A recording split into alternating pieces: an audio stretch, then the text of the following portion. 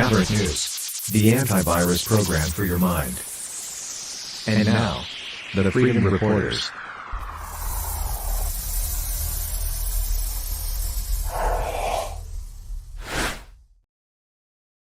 Okay, welcome back to the Maverick News Channel, everybody. Let's bring him in.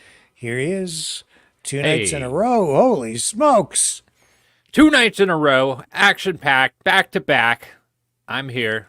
I'm ready to go. Back by popular demand. I don't know about popular, but okay. Yeah, you are. Everybody loves you here, Brendan. And important night tonight. We have a special guest, Ed Dixon. Do you want to tee him up a little bit for people? Well, you're a lot more familiar with him than I am. Well, yeah, he's been over in Ukraine doing some great work, helping orphans over there, and he has just returned to Canada, so he's going to fill us in on what he's done, all that work. So I think it's very important, especially when we have what going on today? The Peace conference in Switzerland. Yeah, the big Ukraine Peace Summit. So we'll get into that tonight as well. That and probably other news of the day if we have time.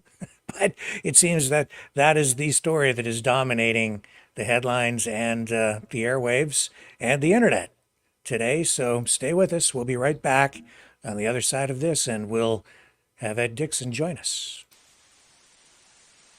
You know, someone very profoundly once said many years ago that if fascism ever comes to America, it'll come in the name of liberalism.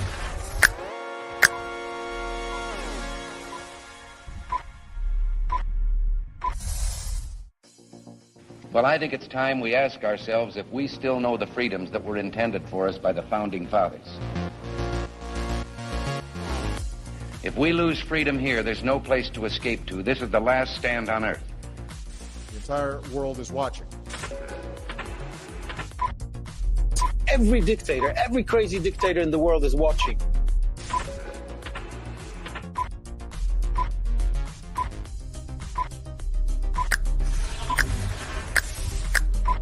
The world is watching.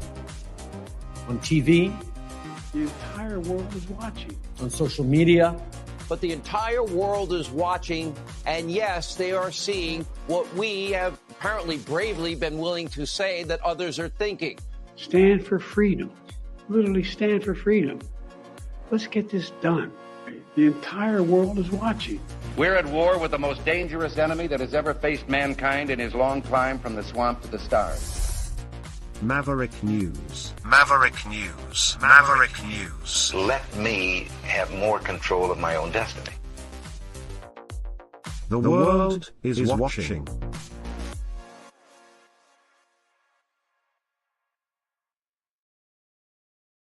Indeed, the world is watching. Ed Dixon tonight here on the program. Welcome, sir. How are you?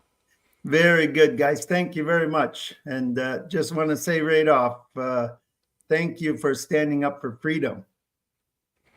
Well, we're doing our best here. It's very difficult these days, as you know, in this polarized political environment. And man, opinions are based a lot on emotions these days. And there's a lot of emotion, I'm sure, that you brought back from Ukraine because you were working with the orphans over there. Can you, first of all, introduce yourself and explain what the work is that you do? Yeah, my name is Ed Dixon. I'm the Overseas Director for Loads of Love, Humanitarian Aid and Mission Society based out of Chatham, Ontario. We've been helping people in Ukraine and other countries around the world since 1995. I've been living in Ukraine since 1996 and was there for about 7 years. Then I met my wife there. We have 4 daughters, but in 1996, I began helping kids, especially children with disabilities who were, during the Soviet system, like it all started that they began, if a family had a child with disabilities born, they put them into institutions, and these massive federally run institutions in those former Soviet Union countries just filled up with kids that were abandoned by their parents at birth and, told that that would be best for them, for their children. And we started in one little orphanage with 125 kids, and just began to crazy Canadians, believing that we could do something to change the world for some children, and we've just had massive success, like just unbelievable things. We got many gold, silver, and bronze medals from the Paralympic Games in Brazil and other countries that these kids have done. One of the girls we had, she paints with holding a brush in her mouth because she has no arms and no legs, and was honored by the country of Ukraine as one of the heroes of Ukraine. And actually, because of the war, she's now in Sarnia, Ontario. Oh, wow. Yeah, and just a real amazing story of her life, and Canadians have embraced her here, and she's gotten her permanent residence, and just all kinds of stories like that. I could obviously go on and on and on, but just seen some really amazing things happen. Yeah. And I guess the reason you can go on and on and on is because there are so many kids that you've helped and so many kids that still need to be helped. Yeah. Tell us about the extent of the need.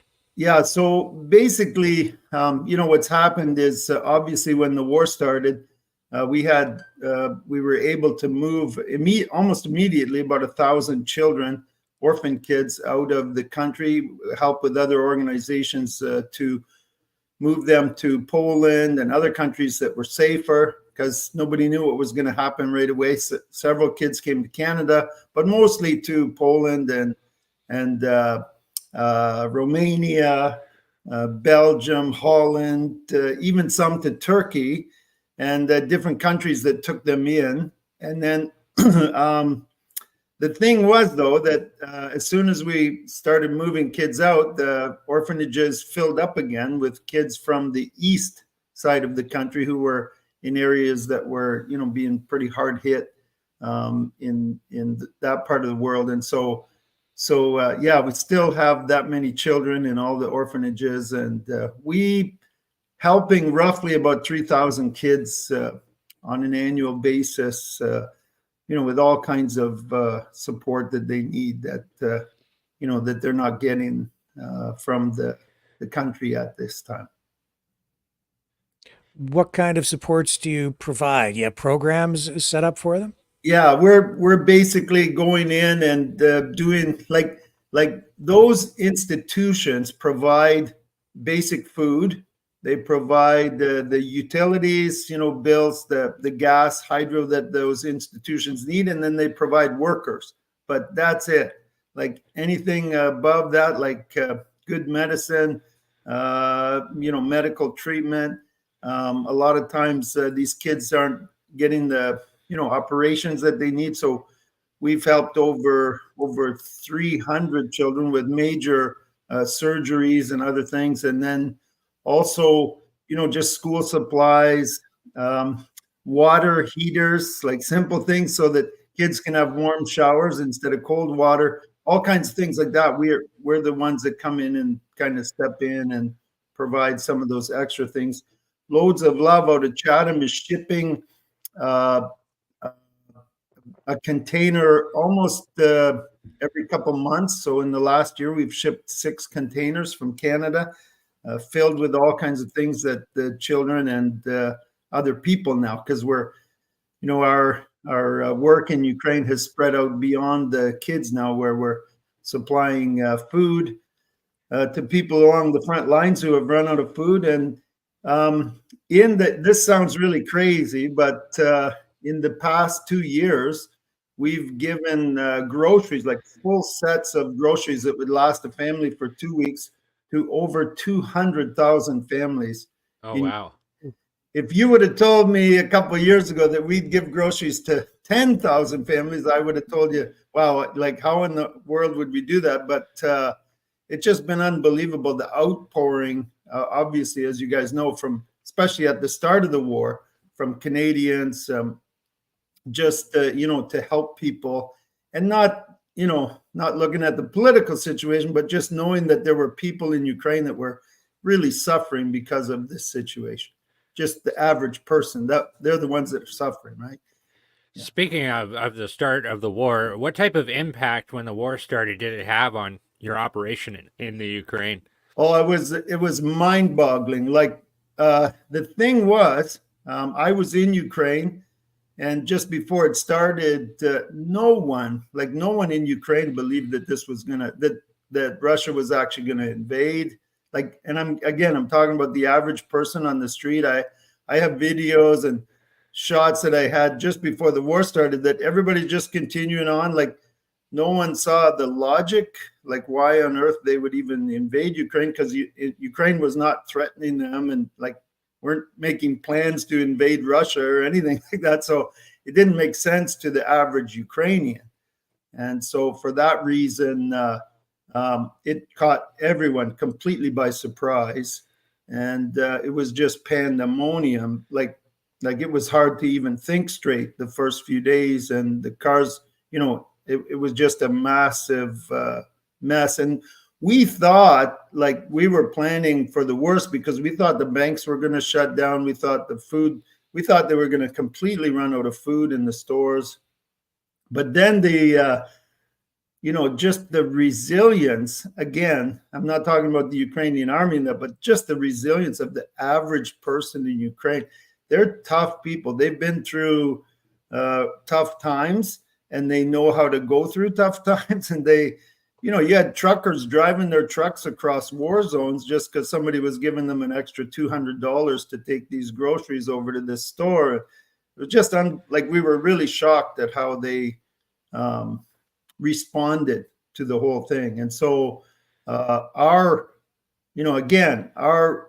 response rate from the beginning was just to get people out of harm's way. And in the first the first month, we were taking people out of bomb shelters because those areas in the east were just struck right away. And then people were in bomb shelters. I can go on and on again. Over 5,000 people in the first couple months. We took them out of bomb shelters to get them into places of safety. We had 17 cars immediately going and running people out. And then, just one story to give you an example. But one of the guys we work with, his name is Sergey. He was driving people out in a kind of like a Dodge minivan, and he had 19 people inside the Dodge minivan. If you can kind of imagine what that would be like. And he pulls up to a gas station between Kharkiv and Poltava, which happened to be open, like by just a miracle. It was even reopened. Pulled in there with all these people, and then saw that they had some hot dogs there. So he bought hot dogs for everybody in the van while he was filling up with gas.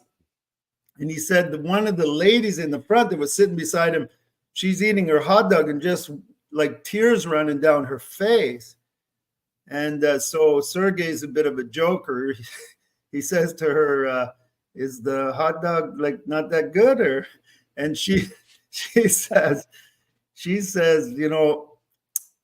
first of all, I haven't had a bite to eat in 6 days. And then she said, but that's not what's making me cry. It's the fact that I didn't realize that life was still going on. Like, just the fact that she had come to a gas station and it just struck her that the world was still going on. Like, they had this idea in the bomb shelters that the world was ending, and so it was just unbelievable. That it's hard to even describe fully without, little stories like that, what it was really like for the average person. Again, I'm talking in Ukraine. So Absolutely. Here we are into the third year of this thing, right? Yeah, nobody, even myself, I never dreamed it was going to last this long. I don't know. I had a call early on, and it was first few days of the war, and it was a guy from the Canadian military, an officer, like pretty high up, I guess. He called me, he knew about me, and he asked how I was doing, like what we were up to, and I told him, and then as I'm talking to him, he's like, Ed, like, you think this war is going to go on for a few days? And I'm like, I don't know, like how, Nobody knew, I thought, at that time. And he said, Ed, you need to start thinking years. And how he knew that, like, I guess, right at the beginning of the war, my heart dropped right into my stomach when he said it. But he did do me a bit of a favor, because he allowed me to start to think maybe we should start preparing that this is going to be a longer deal. Yeah. I'm seeing some Canada First rhetoric in the chat here, and I just kind of wanted to take an opportunity to actually highlight Loads of Love, because I have known so many people who have been able to go there that have been going through a tough time, and they're able to get help through Loads of Love in Chatham, whether it be, I've known people who had lost everything in their home, and they're able to refurnish their home quite reasonably. Yeah. Just the amount of product you have there, and everything else, it was just astounding. Like, can you tell us a little bit about how you affect people in Canada too? Because I do think you guys sell like a really good product. And yeah, when we first opened up the thrift store there in Chatham, like, everybody was telling us at the time, like why do we need another thrift store? And of course, which our response was, well, it's not just to have another thrift store. What we want to have is that we're able to have those supplies to help families that have lost everything, to help, if a family loses things to a fire, that we're the first response to people in Canada that really need help. And, obviously, we're not just in this to help people in Ukraine. And it's just people helping in general. And one of the slogans that we have is we're helping people around the world and in our own community. And everybody realizes that, I often think about, it's like you at your house, right? If you've got, if you're doing pretty well, and, your neighbor, let's say, is across the street and he needs help, of course you're going to do something, but you have to worry about your own self first, get your own house in order, get your own kids through school, get your, but at the same time, I mean, if your neighbor was in genuine danger, like every one of us, that's just part of who we are in Canada, we would do something to help our neighbor as well, but not without helping, making sure that, your own children, your own family is taken care of as well. So that's what we're doing. And the store really focuses a lot on furniture, and we have a huge warehouse as well that is filled with things that are used locally and also shipped around the world. And everything's donated. All our workers are volunteers. That's what really helps. Even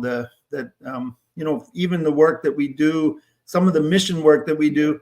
If someone donates money to a project, 100% goes to the project, because the store itself pays for the administration, things like that. So we don't have to take even, 2% off of it to cover the costs.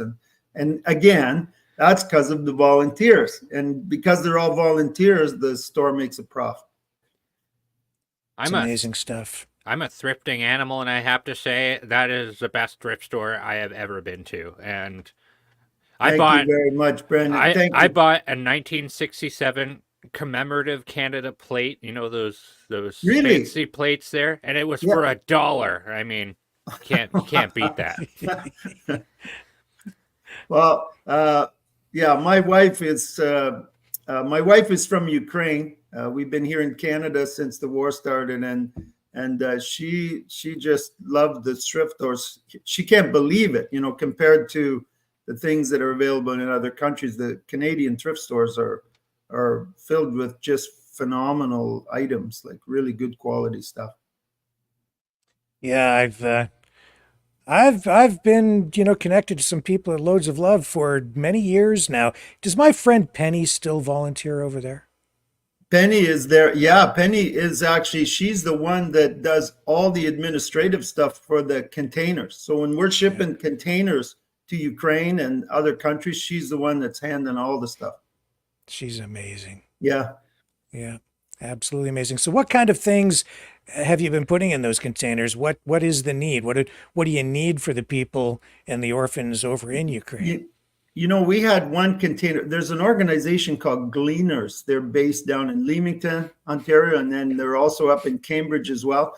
And Gleaners, they take the leftover food that would otherwise get thrown away, like vegetables that aren't shaped right and all that other stuff that farmers would throw away. And they take that, they make it into a dried soup mix. And we shipped one container from them, for example. And that one container, because the dried soup mix gets boiled with water, you add different ingredients. One container had over 1 million meals in it. And that's on top of the 200,000 families that I mentioned, just the amount of meals that have been provided to people taken into those areas along the front lines. And I go there, I'm there for a few weeks every 2 months, and you go along that frontline area, and we're just taking food to people, and they're coming out like, just like bees out of a hive. And you just ask them like, why don't you leave? Like, we can get you out of here. And they're kind of like, where would we go? First of all. And secondly, this is our home. This is our house. This is our land. This is what we've lived for all our lives, and they're just afraid they're going to lose everything. And some of them, you get to a certain age, I guess, in that tough of an environment, and you're not even, as scared about losing your life as you are about, just everything you've lived for and worked for all your life, right? So it's a really tough. And if you go there, I can hear the bombs and missiles striking on the horizon. It's like just like you would hear thunder, when the storms come in on the horizon. And then the local people, they'll tell you, oh, that's a certain kind of artillery. That's a certain kind of missile.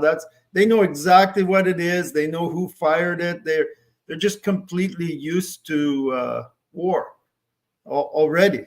And you can just imagine the type of psychological things that those people are dealing with and are going to deal with for years. Kevin Broadwood, who's the president of Loads of Love, and we were driving through Kharkov, and we had a Russian rocket hit about 700 meters from where we were driving, and it just shook us like nothing has ever shook me like that in my life. And I didn't think I had real bad effects from it, but I did realize, after a month, 2 months even, anytime I would hear a loud noise, it was just, it was still hanging in there. And so you can imagine people that have been going through that for 2 years, 3 years, that the effects of this are going to be around for the average person there for a long, long time. Have you been given any numbers in terms of the number of children who have been orphaned because their parents have been killed in the war? No, I don't have any numbers. Like numbers right now in Ukraine in general are just really hard to come by for all kinds of different things. And it's really hard to believe, even if you do hear different numbers. Like, for example, I was trying for a while to get an idea of how much the population has changed in Ukraine. And I realized when I went to Ukraine in 1996, there was about 30 million people in Canada at that time. And there was over 40 million people in Ukraine. And now, latest figures I was able to find is that there's over 40 million people in Canada, and there's under 30 million people left in Ukraine now. So, and again, you get different figures. It's hard to believe, but the impact on on that nation in general has just been it's way more devastating even than I think people realize. And the effects of that for this is not even if they come up with a peace agreement and Russia compromises and Ukrainian, the effects of this would still go on for for at least a decade, maybe more. Yeah. How many kids have you brought over here to Canada? Any So, idea? yeah, altogether, like we personally, like our organization, was involved in bringing approximately 300 children now, to Canada together, some of them together with families, some of them individually. And then within, like I said, within Ukraine, probably moving, we moved 1,000 children together with other organizations in the beginning, and then a bit more than that eventually. But there were, I don't even have the number. It'd be hard to imagine how many children were moved out of Ukraine altogether. It was a phenomenal amount. Yeah. And so the kids that you brought here, what do you do with them? Do you have a place where you take them? Are there programs?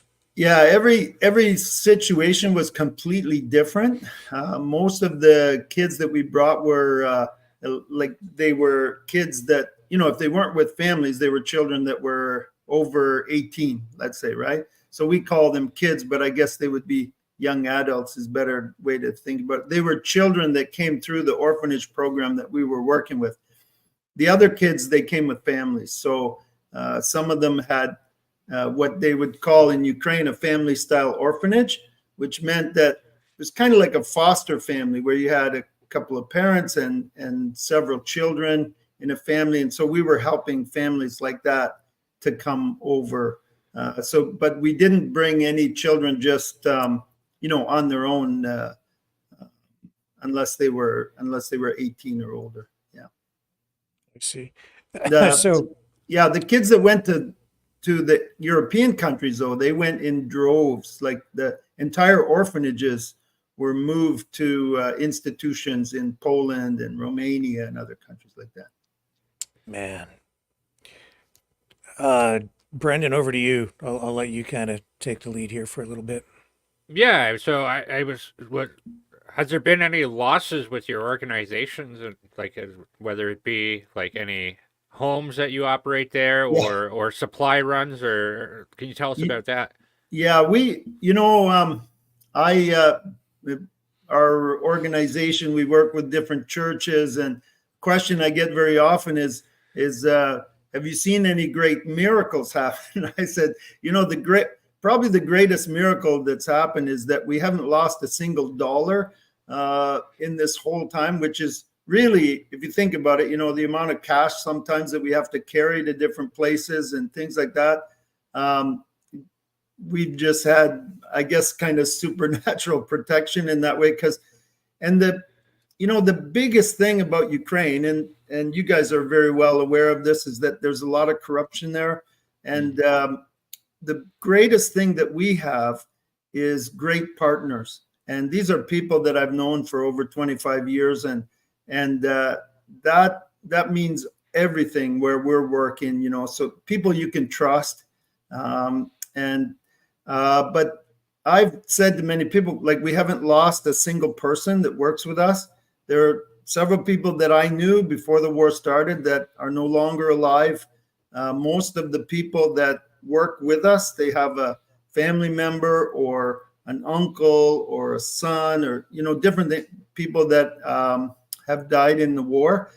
But we've been very fortunate that way. My house, just outside of Kiev, happens to be right near Bucha and Irpin, where the war was going on right at the beginning. And we fortunately weren't there when the height of the war happened. But when I did go back with Kevin Broadwood again, when we first got back to that area, I counted 10 destroyed Russian tanks within a kilometer of our house. And many houses, obviously, as you saw, in the beginning of the war and the videos around Bucha and that, just completely gone. Entire parts of the city that were completely gone. And then I got back to our house and there it wasn't even one window cracked, and so it was just really weird how things like that happen. And I kind of, sometimes I describe Ukraine right now a little bit like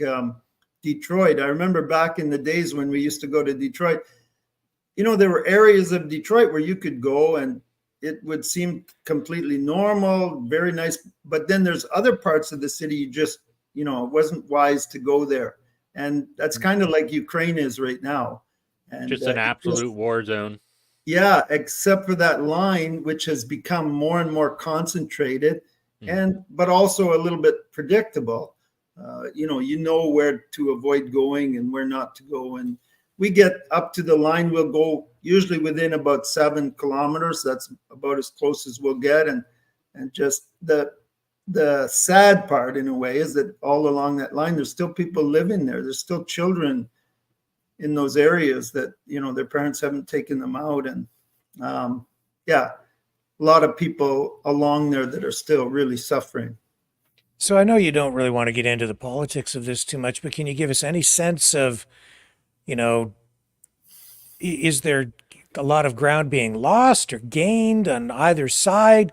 Because we get all this information over here, but it's almost impossible to know what the truth is. Yeah, it is. It is even hard, honestly, I think, I guess for your viewers, really, and to understand what's going on in general, and again, I'm talking about the average person in Ukraine. I'm not talking about the politicians and the politics of the country, but just the average person in Ukraine. You got to understand that these people were under almost slavery, for decades already. And most of the people that have been alive in Ukraine, they've been living under that control, which, you're talking about when the Soviet Union had control. Yeah. And you have to understand too, that during the Soviet Union, the Russian people looked at the Ukrainian people with, kind of like a lower class type of people. And they would even say that Ukrainian is not a real language. It's a hillbilly language for people that, just live in the villages and aren't really educated. And you can, like saying that to an entire group of people, you can imagine those people who I know very well, they're educated people, they're great people. And for another nation group to say that to them, they've carried quite a bit of, I don't know, just it's not hatred. It just, like when someone near you is constantly saying those kinds of things to you, it affects you after a while. And really, for the average person in Ukraine, this was a way just to get free of oppression and control. And it'd be like, if you think about the freedom fighters in Canada, that, for example, the truckers, like they're fighting for freedom. They're seeing that their freedoms are being taken away, and they have a huge, massive potential to be put under a control of some kind of dictator or some kind. And the average person in Ukraine, that's what they're fighting for. Like civilizations go from slavery, and suddenly through some kind of awakening or whatever, in this case, it was the collapse of the Soviet Union. Suddenly they have independence, they have courage, they have freedom, right? And this is the first time Ukrainians have felt freedom in, well, certainly probably centuries, maybe, definitely decades, and they like it. And the average person starts to, feel some kind of abundance and freedom that comes from that. And then to know that suddenly they're going to be going back into slavery again, for the average viewer here today, that's what they're fighting. Like every one of us wants to get out from under that control, that this slipping into this abyss of that we're going into. And I think it would help just to get an idea for the average Ukrainian of where their courage comes from and what they're fighting for.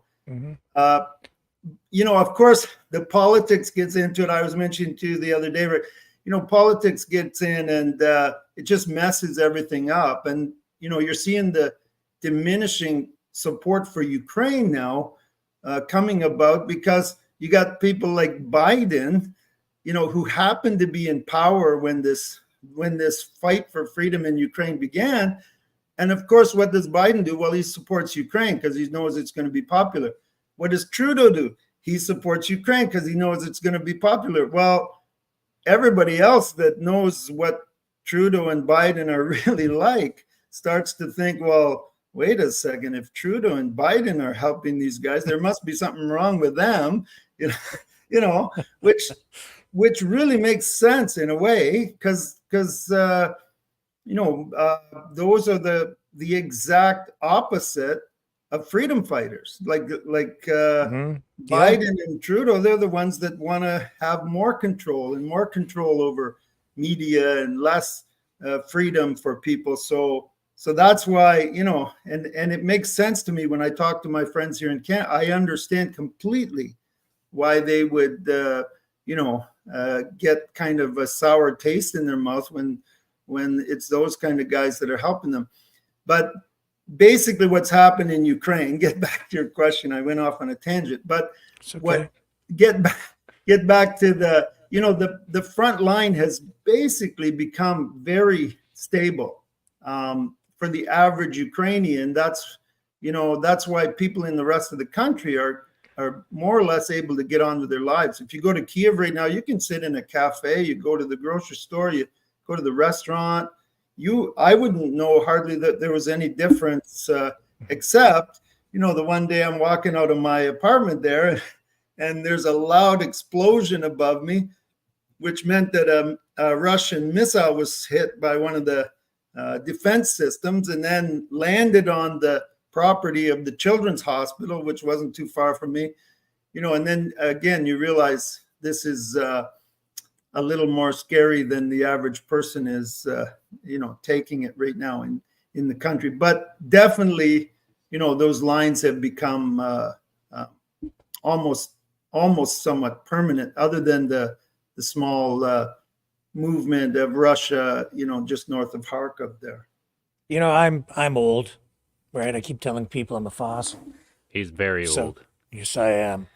So old that I remember the fall of the Berlin Wall. I was alive in the 80s and old enough to really remember it like it was just yesterday. Yeah. But I wonder, Ed, do you think it seems to me that it happened so long ago that we have people in their 20s, 30s, maybe even their 40s who are completely unaware of what happened when the Cold War came to an end. And these countries, it started with Hungary, and then you had the Solidarity movement in Poland, right? Mm-hmm. All of these countries fighting for their freedom to break free of the grip of the old Soviet Union so that they could live in freedom, in sovereign nations, self-determine their destiny. Ukraine was one of those countries that was behind the Iron Curtain, right? And and so much, lost potential over all those decades and suffering, for sure. And I don't think people fully understand or can't really grasp what maybe we're talking about here tonight, because they maybe weren't old enough or maybe weren't even born at the time. Yeah. Is that part of the problem here? Yeah, I think so. I think it's, the average Ukrainian or the average citizen of those countries that just really wants to be free, and genuinely just have freedom in their lives. But then you get all these other politicians, oligarchs, the rich people that start to take advantage of all these different situations to their own, whatever their own motives are, and start to twist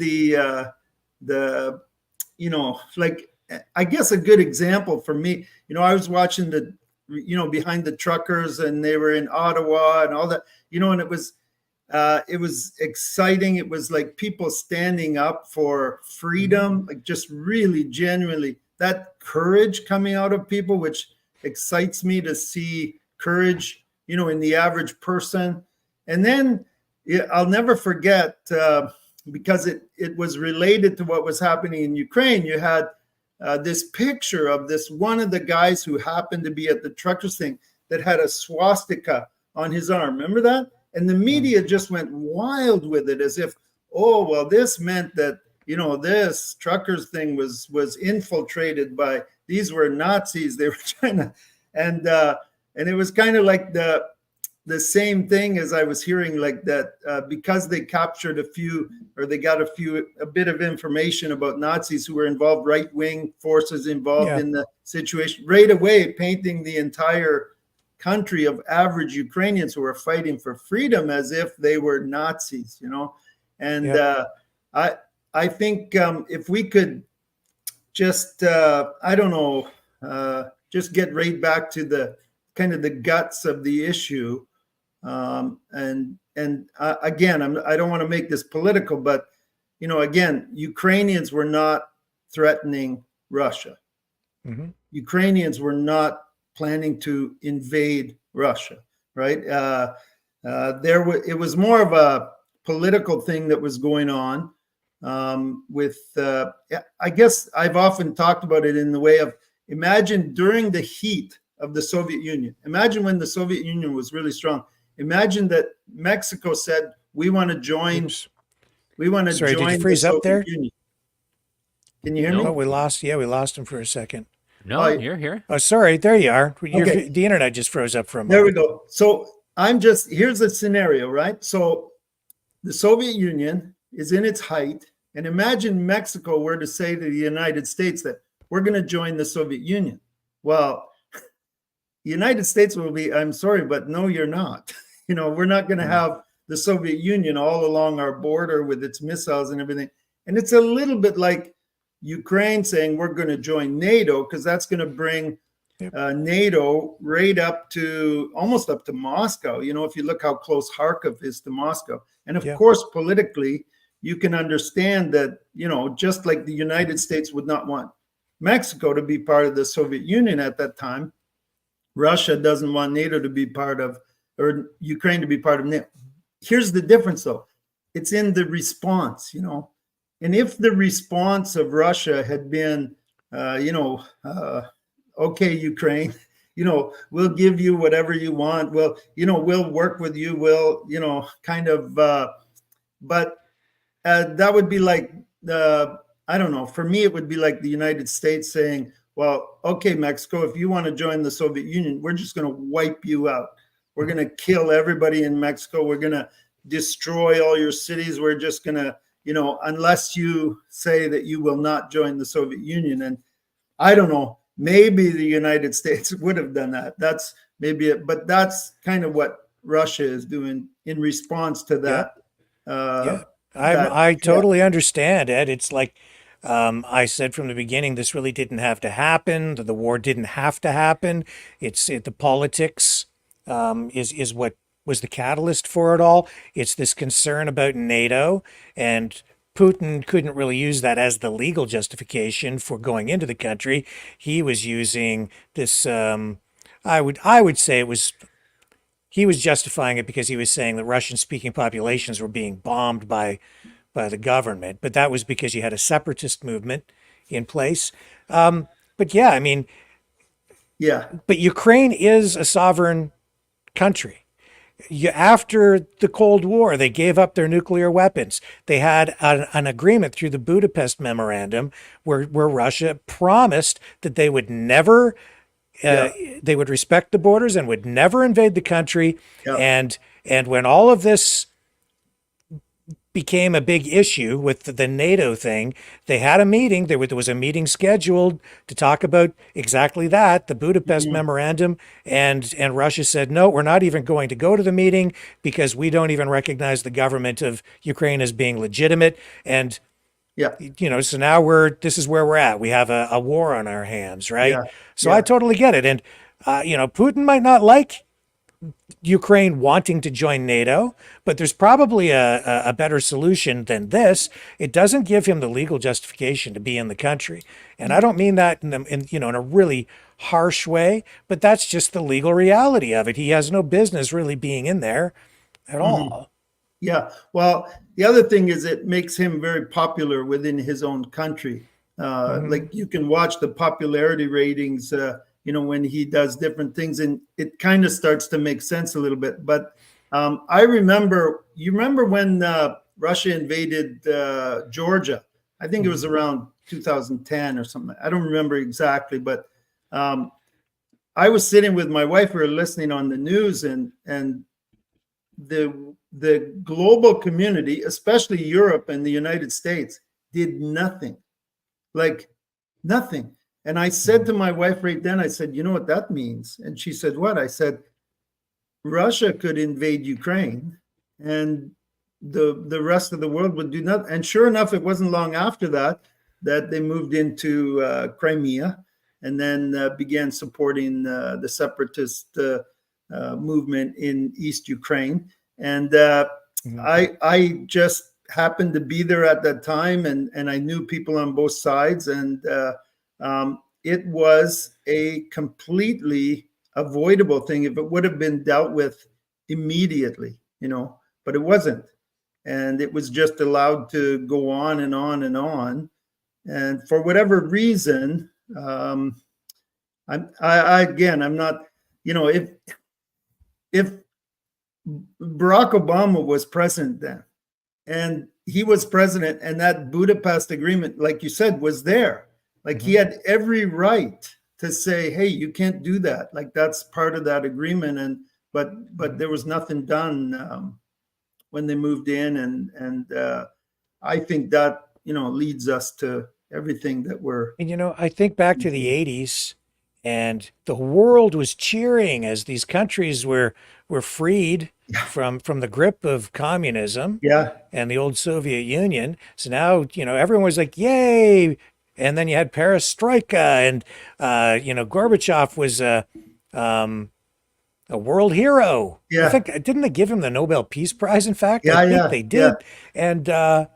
And now now it's like, well, we should just F Ukraine. I've seen that in the chat tonight, and it's like, give up, just surrender. We don't, just whatever. I've heard people say they should just be part of Russia anyway. Yeah. Like, I'm like, what about back in the 80s when everybody was like, this is a great thing, and it's finally they're free, and now it's like, just let them go.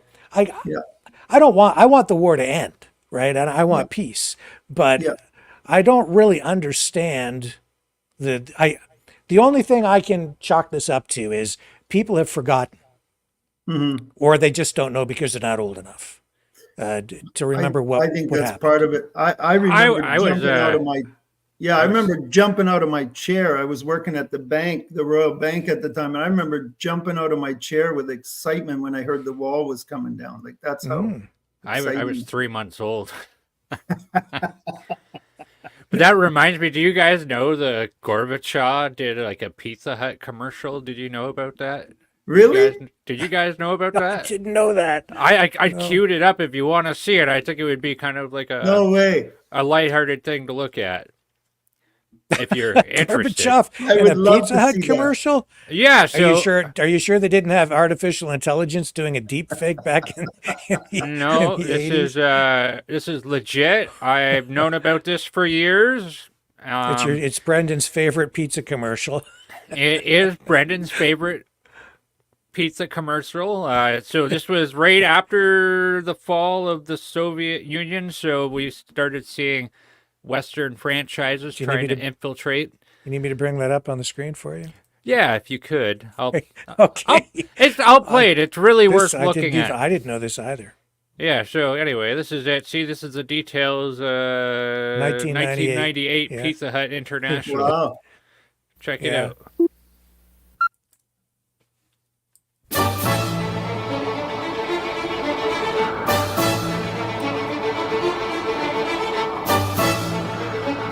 It's got music. I don't know if that's a problem. I can shut the audio off. It's probably a problem, but it's probably too late now. Let her rip. I'll shut the audio off. Well, I've got to hear the audio, or it's just not as good. Это Горбачев. Горбачев. Это из-за него у нас в экономике бардак. Да благодаря ему у нас новые возможности. Это из-за него у нас политическая нестабильность. Да благодаря ему у нас свобода. Полный хаос. Перспективы. Политическая нестабильность. Да благодаря ему у нас есть Pizza Hut. За Горбачова! За Горбачова! За Горбачова! Sometimes nothing brings people together like a nice hot pizza from Pizza Hut. That's hilarious, especially if you understand the Russian. Like that, it's just hilarious. They're almost kind of like joking, and the words they're using are a little bit of slang, and that's awesome. You know, the might have been part 3 months old, but I know stuff. The funny part about that is, I'm not sure if you guys know this, is that Gorbachev is not liked in Russia. He is not a popular character at all. Like, and the Russians kind of blame him for allowing the Soviet Union, which they feel, to collapse, right? Yeah. So not popular at all. Whereas over here, he became a very popular figure. Yeah. He's the better known Russian politicians from that era. But what about Yeltsin, who came after him, who actually wanted, because Gorbachev actually wanted to keep communism in a form over there, but then Yeltsin came after him when there was like actually an attempted coup. And then you got Yeltsin after, who wanted to embrace capitalism. So how do they view him, or do you know? Yeltsin is seen more of a, I don't know, just like bit of an alcoholic, one of the maybe not brilliant characters, but sort of liked. I think he certainly wasn't hated, but I don't know. Like for whatever reason, he isn't known as one of the major figures, within the Russian history, right? Yeah, well, he kind of came sort of at the tail end of all of that stuff, and then since then, through the 2000s and now here, we've seen a shift in everything. I don't think that Russia is like the old Soviet Union. It's not what we had back then, but it is this it's a different beast. Yeah, it's a different kind of a thing. Yeah, it's definitely a dictatorship. There's no question, and there. I think if you look at civilization, just going from slavery to this awakening, and then freedom, courage and freedom, just Russia never got there. They got out of slavery kind of into a bit of an awakening, but then back to, I would call it kind of slavery again, because definitely there's no freedom of speech or genuine freedom within the country, even economically, right?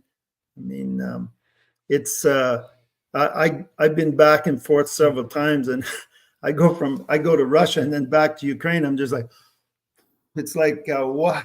Like suddenly now I can say whatever I want again, Yeah. And I mean, I don't know all the specs on it, but political dissidents there seem to have a habit of disappearing. Oh yeah. Whether it's Prigozhin or Navalny, anyone that's had any kind of major opposition, and certainly freedom in general. I think the freedom of the press. You look at, we're getting closer and closer to that in Canada and the United States, even, where the control of the media by the powers that be, is an extremely dangerous thing. And certainly in Russia, it's 100% control of everything that's said, and so something that definitely we can just kind of take a lesson, and that's something we really need to watch out for. And thank God there's still things like this show that are able to go on in Canada without somebody coming and shutting it down. Well, we're trying, but I have 2 other YouTube channels, and they're both on a ban right now as of last night. Is that right? And it was over something that they said it was over vaccine misinformation, but it was a video that had absolutely nothing to do with vaccines at all. So I am perplexed, but whatever.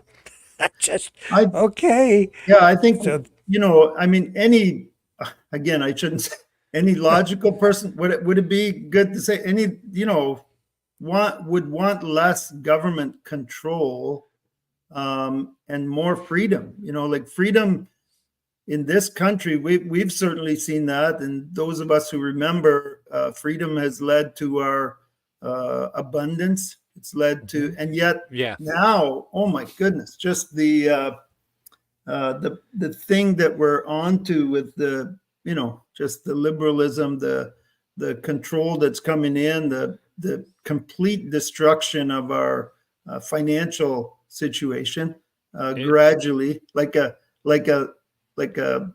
frog in a slowly, warming water. We're seeing, our own society kind of shift. We've gone from that freedom, courage, and abundance into, gradual decline. And I think the average, certainly I know your viewers do, but the average person notices this, and they're just like, what do we need to do to turn this thing around? And that's a great question to be pondering, and certainly something that I think personally, and I'm not talking about the government of Ukraine at all, but the average person in Ukraine, they're tough people, man. I think if we would stop all the support to Ukraine, completely stop, they would still be fighting with their shovels. Like they impress me a lot, just how much fight is in them. And I've said many times, I think if there's ever some people talk about this massive world economic disaster that's coming in the future, I would want to be in Ukraine, because for them, that'd be just another. I mean, how many have they had over the last 30 years? It's just one after another. So for them, it's nothing for Ukrainians to turn the sod on their lawns over and plant potatoes, like, just to get through the winter. They've become extremely tough, and that's, I guess, a little bit of what we've lost, right? We've become a little bit weak that way. Especially in the major cities, I would say there's no self-sufficiency. Most people wouldn't know the first thing about, having any of those self-sufficient things. Like I'm a big advocate for backyard chickens. I have currently like 5 chickens. I get fresh eggs every day. Yeah. I think there's a resilience there that we've lost. So people, and that's where, and I think people who are resilient are ready to give up things, give up, comfort in some cases, to fight for what they know is right, to stop this sort of spiral that's going on in North America. Is it disheartening for you to talk to people and see the diminishing support for the effort in Ukraine?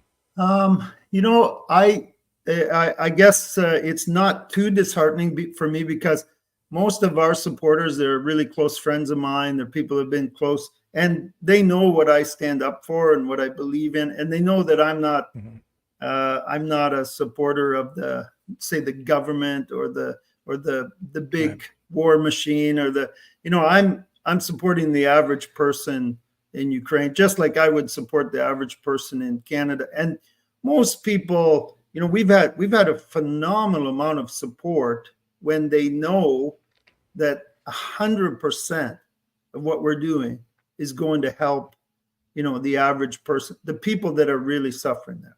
And who knows, we may need, if things keep spiraling the way they are now, we may need other countries to help us out someday, hopefully not, but you never know, just the way things are changing so rapidly in the world. And, we have orphans in Ukraine. We have orphans in Russia, too, because, Russian soldiers are being killed, and it's a tragedy on that side as well. Thousands and thousands of kids who've lost a parent.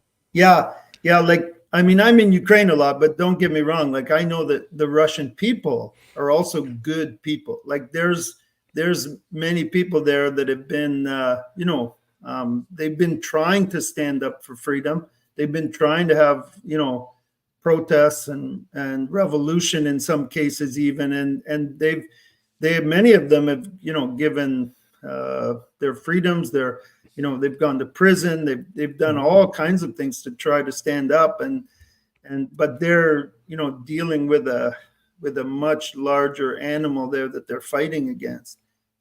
But don't get me wrong, like Russians are genuinely really good people. They've just been closed off kind of into a cage, and I think even if I was in Russia, you can't help but be affected by what you're forced to hear every day, and things that are being told to you about other parts of the world, and that everybody in Canada and the US, they want to kill you, they want to destroy you, and if you hear that every day, all day long, well, after a while you start to believe it, right?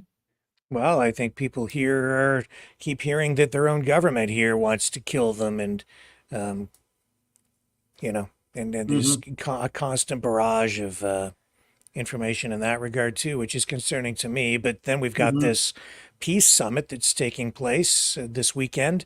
Is that cause for optimism in your view, with over 90 countries attending? Yeah, personally, I believe it is, even though, most people are looking at it like it's just, who cares?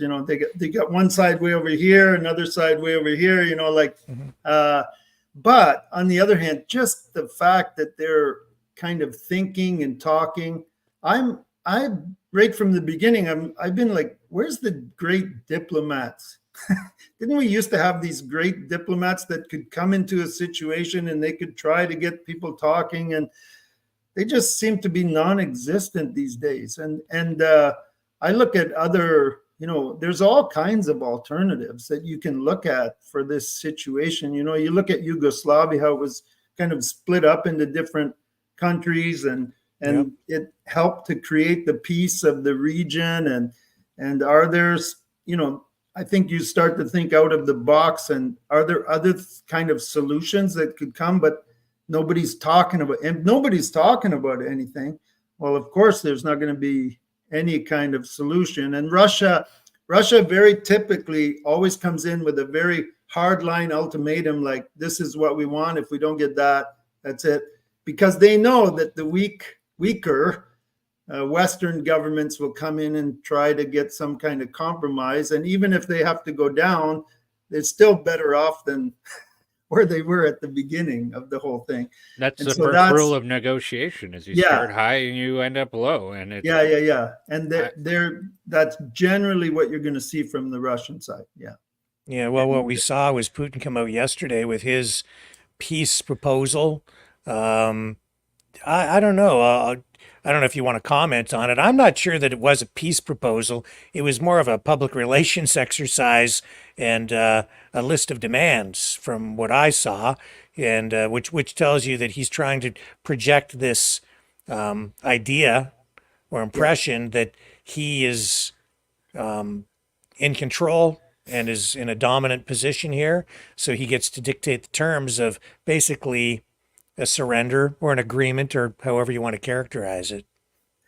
Yeah, certainly from the side of the Russians, if you look at, what he was putting forward, if you were an average Russian citizen, you would be like, wow, there's a great plan. Like, he's offering a very good compromise. And, on the side of the Ukrainians, they're looking at it like, that's just absolute garbage. Like, that'd be like me saying, well, the guy that invaded my house, I'm going to give him one of my kids. I'll give him, if he'll just leave me alone, and that, so the Ukrainians just look at it completely differently.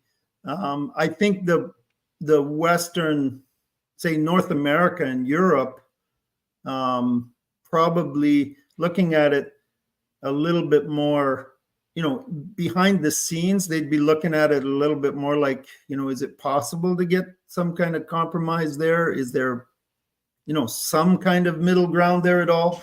And I think that's what Putin, wanted from the, coming in, that like Brendan said, exactly, like coming in, starting the negotiation up here, and hoping that, they'll start to consider other options. Yeah.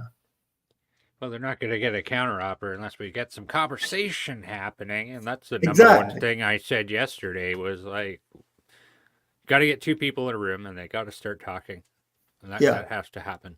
Yeah, because the real bottom line here is several hundreds of men are dying every single day, and that's the reality of what's happening on the front line right now. Mm-hmm. How many men, Russia and Ukraine are willing to give up? And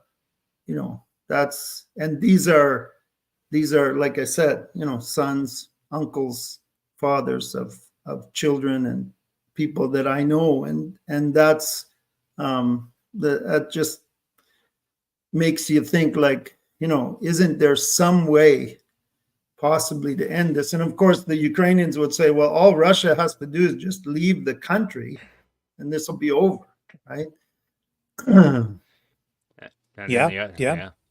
Literally, Putin could end it just by ending it if he wanted to. But he's, I think, determined to hold on to, those areas that he has taken control of. Yeah, I don't think he's willing to let go. Yeah, the Russian population is very convinced that, Ukrainians were killing people in that area, especially in the Donbass area.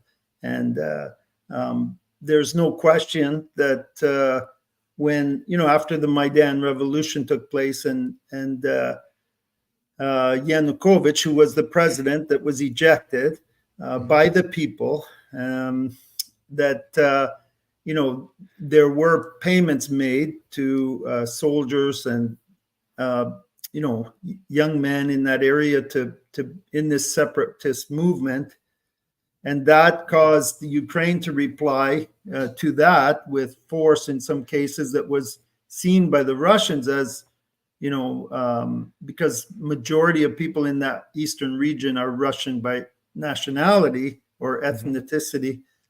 It was seen by them as and put on all news media in Russia at that time that Ukrainians were killing Russians within Ukraine, and it was used very clearly and easily to show that Ukrainians were doing that, and justification to continue to support the separatists in that area, and with militarily and everything. So it's you could literally go on and on and on with the things that have happened that led up to that. I heard one guy saying a while ago that when the Americans did the coup in Kiev, right? And I was like, oh my goodness, like the Americans, they sometimes think they have a little more power than they actually do. And they think they're responsible for everything. But it was really, I was there almost every day during the Maidan revolution. And there was no American payments going to people who were protesting and things like that. If there was, I would have received some of it. And but people were genuinely like absolutely just fighting for freedom. And it was, like I said at the beginning, like it would be like the truckers in Ottawa, or I don't know how to relate it best to people, to viewers here in Canada, like just people really genuine. And these were sometimes grandmothers and grandfathers and people who had experienced freedom, like we said, out of the Soviet Union, that they wanted to be free, to make their own decisions of which way they wanted to go. And, Russia, just really did not like that.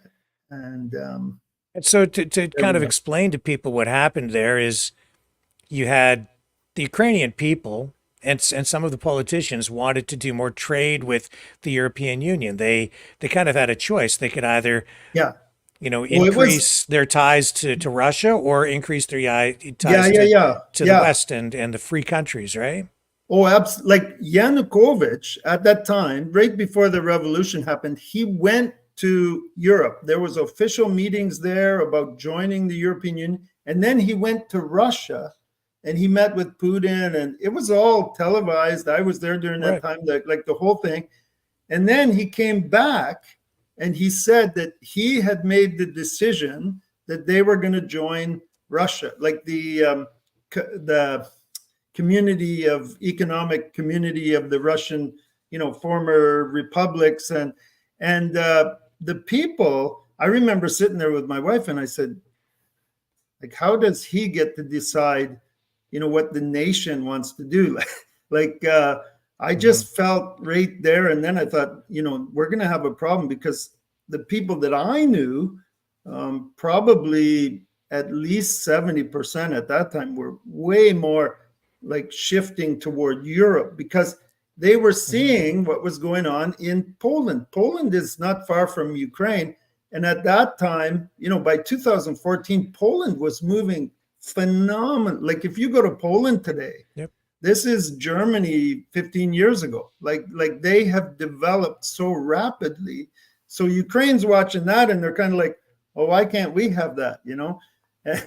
And the majority of people were kind of, with freedom to choose, we would choose that way. And that, I've often said Ukraine would be in a much different situation if Ukraine was between Poland and Germany. Right.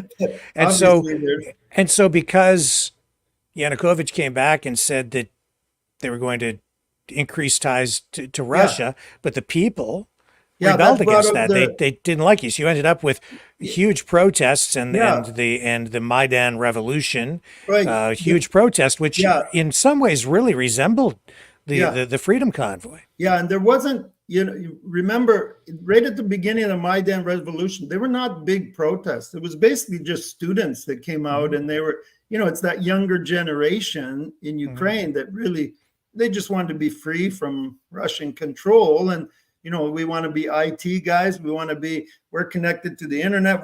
We're developers. They just wanted to join more. And so the students came out, and then they were beaten. I was there. Like there was blood all over. Like the Berkut soldiers came out and just gave the students like just a beating, obviously under instructions to do so. Well, you don't beat young Ukrainian people without getting they call them babushkas, the grandmothers of Ukraine, really angry. And that's when people came out in droves, just like, hey, wait a second, you don't beat our kids, and think you can just get away with it. And that was the turning point, like the real turning point in the whole thing. And then everything really got serious. It looked like a war zone, because it really was a war zone, wasn't it? Can you tell us what you saw there? Oh, there was like, it was the middle of winter. Like I remember in January and February going out at night, I had this huge coat that I would put on and this balaclava thing and a hat so that they wouldn't know I was a foreigner. And that way I could go around and walk around everywhere. And I spoke the language too. So anyway, it was the first time in all the years I had been there that it was the first time I was unhappy that I wasn't a Ukrainian, because I don't know, there was just a spirit there of this courage and fight for freedom. And all my life that I'd been there, I was still happy I was a Canadian, my Canadian passport, I'm Canadian, but that changed me quite a bit. And I can remember standing one time on top of a barricade and they were throwing the Molotov cocktails and I'm standing up there and I'm just, man, I was just amazed to be a part of this fight for freedom and see this courage in these people right downtown in the city. And I'll never forget, I was standing up on this barricade and I looked beside me and one of the grandmothers was standing there beside me and she was just screaming at the other side. And the people really did. They set up barricades. It became a real clash, an ongoing violent clash with, people dressed with, garbage pail lids and stuff to their body armor and things like that. While they were sort of being pushed back by I guess Yeah. they sent in soldiers, and then it really got serious because they started to shoot people. Yeah, there were over 100 people were killed, were shot that one day. And I got to say, the Americans came in too. During that time, there were American diplomats coming in, and just like the Americans, because Obama was president at the time, they were coming in and they were trying to take advantage of the situation too. Sure they were. Knowing that Yep. it might, but to say that they were, responsible for that, or they somehow, motivated the whole thing is really, it's very naive, and it kind of demotes the genuine fight of So the people. you don't accept the argument or the idea that it was a CIA operation and ultimately an American coup that resulted in Yanukovych No, being that's what ejected Putin from says. power? Yeah, it's ridiculous. From my involvement, right from the beginning, there's I would say no question that the Americans eventually became involved because they saw the, ability to, and the positive of this for them. There's no question that there were right-wing forces as well within Ukraine who were also involved eventually, and all kinds of things like that. People who were right-wing so much to be almost considered like Nazi, or there were different factions like that. But by and large, it was genuinely the people. I was in the Maidan Square the one time. There were over 2 million people, gathered in there, and it was even hard to find a spot within the square where you could stand. It was powerful. It was one of the most powerful things I've ever seen. And to say that, it was all the United States, is just taking away from the freedom fighters in that country that, real, and I'm talking about, again, about the average person.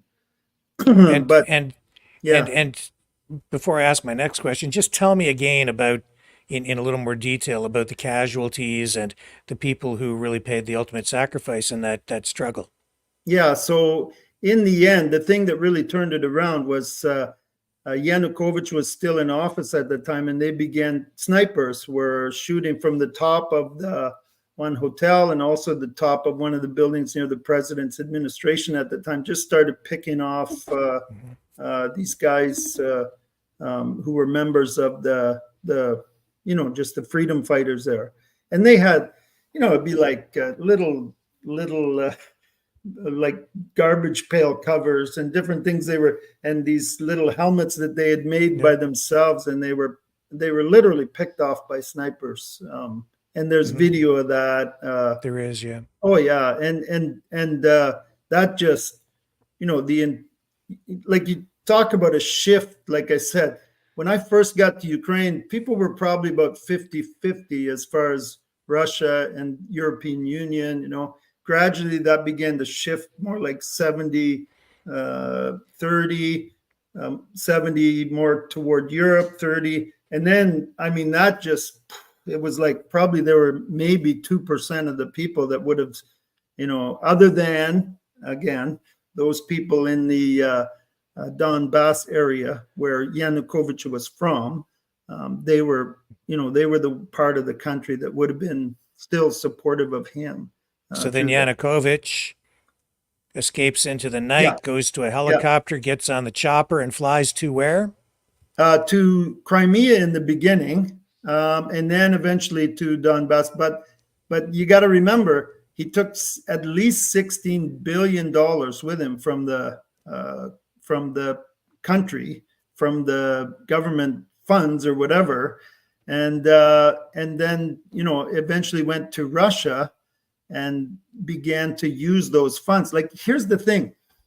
In these countries around the world, it's hard sometimes for us Canadians to imagine this because of the level of our incomes. But, if you give a guy in Ukraine, you tell him you're going to give him $1,000 a month to do something, they'll do almost anything, because the average salary in the country at the time was about $200 a month. So with a little bit of money, you could really, influence things. And that goes on around the world, like in many parts of the world where people are given money to do certain things. And it certainly happened in Ukraine at that time. Anything you want to ask, Brendan? No, I'm not. I'm not quite sure. Okay. Yeah. So so after that, now you've got this whole situation where Yanukovych leaves. You have kind of a power vacuum, but the people still push forward, and they really did affect change because they got what they wanted ultimately. Yeah, and they had genuine free elections. Poroshenko was elected at that time. I worked together with his wife, Marina. We were working on the programs, reforming the orphanages and the programs for children with special needs in the country. So I was working right in the presidential administration with some of the top leaders there. And there was some real momentum for reform, like genuinely reforming the police. And I would say not trying to genuinely reform the police and some of those other institutions. And things seem to be going, relatively in a good direction.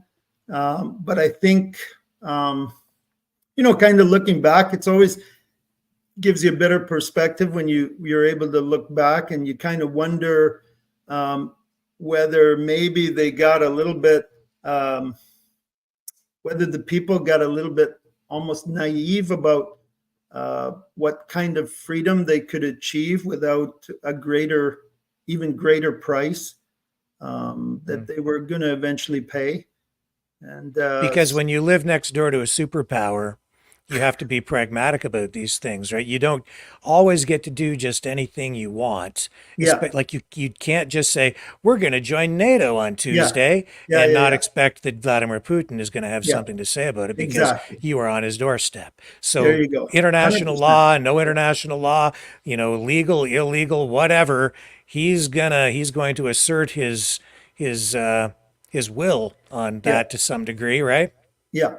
Yeah. And and you're not talking about, I don't know, like Estonia or Latvia or a smaller country, that you're up against. Like you're talking about a massive, it would be like, I often equate it to Canada deciding to declare war on the United States, like, or thinking that, somehow we could, just kind of completely disregard that they're our largest neighbor, Yeah. So then time marches on. We end up with Zelensky in there, and he's a different kind of a leader. He's viewed over here by many as being sort of a puppet of the West. How would you view Zelensky? Yeah, what do you think of him? I think that, obviously he was genuinely an average guy. I somewhat knew him, not like personally, but before. He basically was a comedian, he'd be kind of like a Robin Williams or, somebody like that just a comedian doing some shows. He had a very popular comedy show. And then they came up with this movie where in the movie, like this series, he actually was a teacher who went on a rant and it became a viral video, and he ended up being elected president. That was in the movie before it actually happened. And so I'll never forget the one time Poroshenko was standing in the stadium in Kiev, and there's Zelensky and Poroshenko standing before, I don't know how many thousands of people in the stadium. And Poroshenko's big guy, he's like, my competitor, he's pointing to Zelensky, doesn't know anything about politics. He's a comedian. My competitor doesn't have any international experience. My competitor. And finally, Zelensky stops him. He says, and because Zelensky's just a little guy, he says, excuse me, sir. And Poroshenko's like, what? He said, I'm not your competitor. And Poroshenko looks at him like, "You're not my competitor." He said, "Yes, I'm your verdict." Zelensky says, if you were doing a good job, I wouldn't even be standing here. And I mean, the entire place, it was just because he's a comedian. Like, comedians generally are very sharp-witted. They have the right thing to say, and it just, he won by a landslide, just a landslide eventually, because I think the Ukrainian people were looking for something sort of fresh and new, and had enough of these, polished, big, career politicians. That they knew were, controlled by the mob, etc. Now, whether Zelensky eventually became that, I'm not able to say. I mean, I don't know him that well, or the situation that well. I know that there are still forces, just like there are kind of like big oligarch mafia forces within Russia that are controlling things. Same in Ukraine. There's very, very wealthy people that are, and I can only imagine the forces of, those types of forces around him that are probably, able to influence him, I guess. And I think that's what, what people hear and they're generally concerned about. But again, I don't really know that.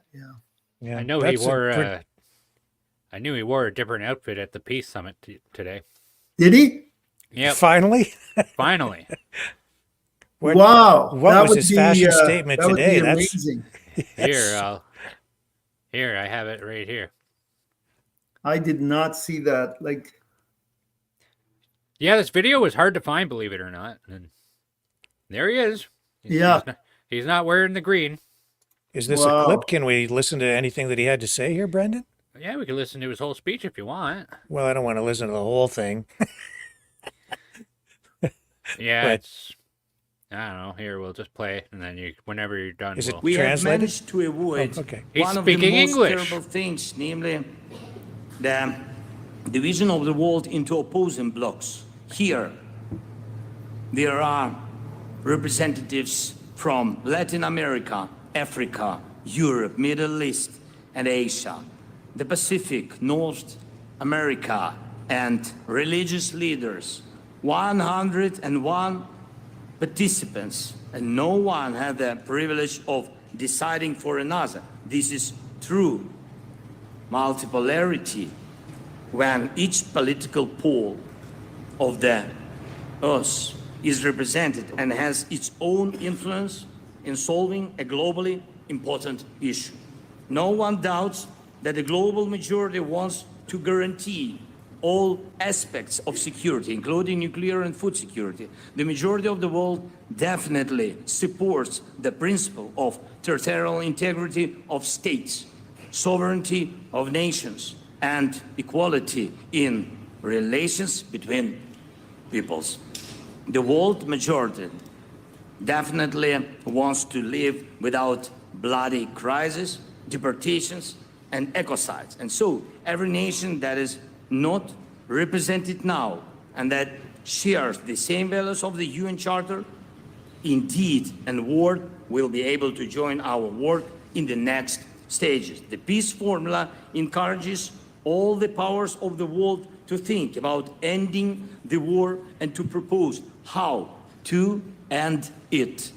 And therefore, the very idea of war has already lost. Putin should switch from the language of ultimatums to the language of the world majority, which wants a just peace. Distinguished leaders and representatives of states, what exactly can this summit deliver? First is to prove that the return of security is indeed possible. We will work out the steps with you. Second is to provide a real plan to make every step for peace work, from nuclear and food security to the release of prisoners and deportees, to the complete end of the war without the threat of its new outbreak. I believe it's possible. Third, there is no need to reinvent the wheel when the UN Charter already defines the foundations of peace and normal coexistence of peoples. We just have to return to them. And for this purpose, we need to decide how countries will cooperate, who will be co-leaders, in order to fix and implement an action plan. These are absolutely clear and achievable goals. Now, there is no Russia here. Why? Because if Russia was interested in peace, there would be no war. We must decide together what a just peace means for the world and how it can be achieved in a truly lasting way. The UN Charter is the basis for us. And then, when the action plan is on the table, agreed by all, and transparent for the peoples, then it will be communicated to the representatives of Russia. And so that at the second peace summit, we can fix the real end of the war. Now we are starting this path together. We must prove that the united world is a world of peace, a world that knows how to act correctly. Thank you for attention. Thank you for participating in the summit. I hope for fruitful work together, of course, together. We all need peace. Slava Ukraini. Yeah, I guess nothing really new there in in what he said, and the reality is that Russia is just going to continue on for now, anyway, with what they've done, and they don't seem to be paying a real huge price for it, other than their, I don't know, maybe some of the ties that they've lost. However, they're just strengthening ties more with Russia, with the BRICS, and doing other things to counter that. And I don't think they're feeling, like that it's something that they shouldn't have done or something like that. It just doesn't seem that way. But Mr. Dixon, he's wearing a new outfit. and do you mean that Ontario LCBO stores taking Russian vodka off the shelf did not hurt Russia?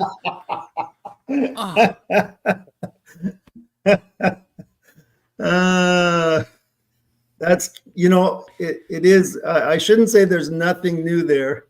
Obviously there was a new outfit there, which was a big deal. Yeah.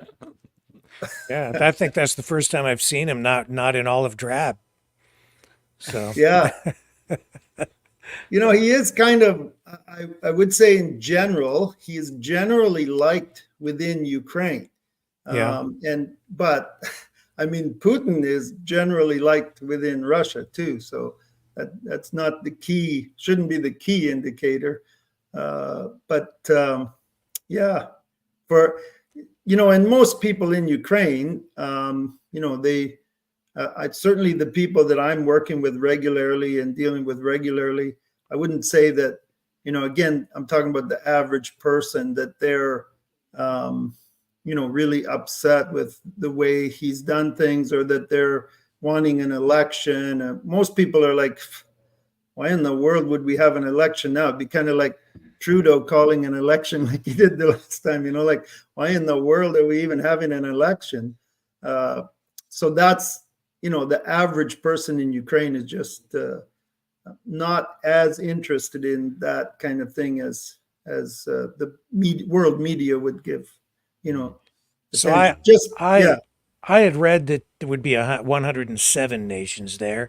We just heard him say 101 in that speech.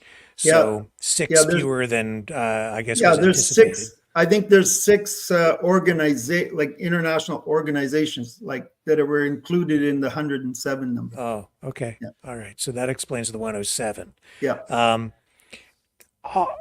As you look at all of this, I've said this might not be a bad place for the war to come to a conclusion, because it seems to me Putin has what he really wants, and to prolong it, I don't know what the if it would.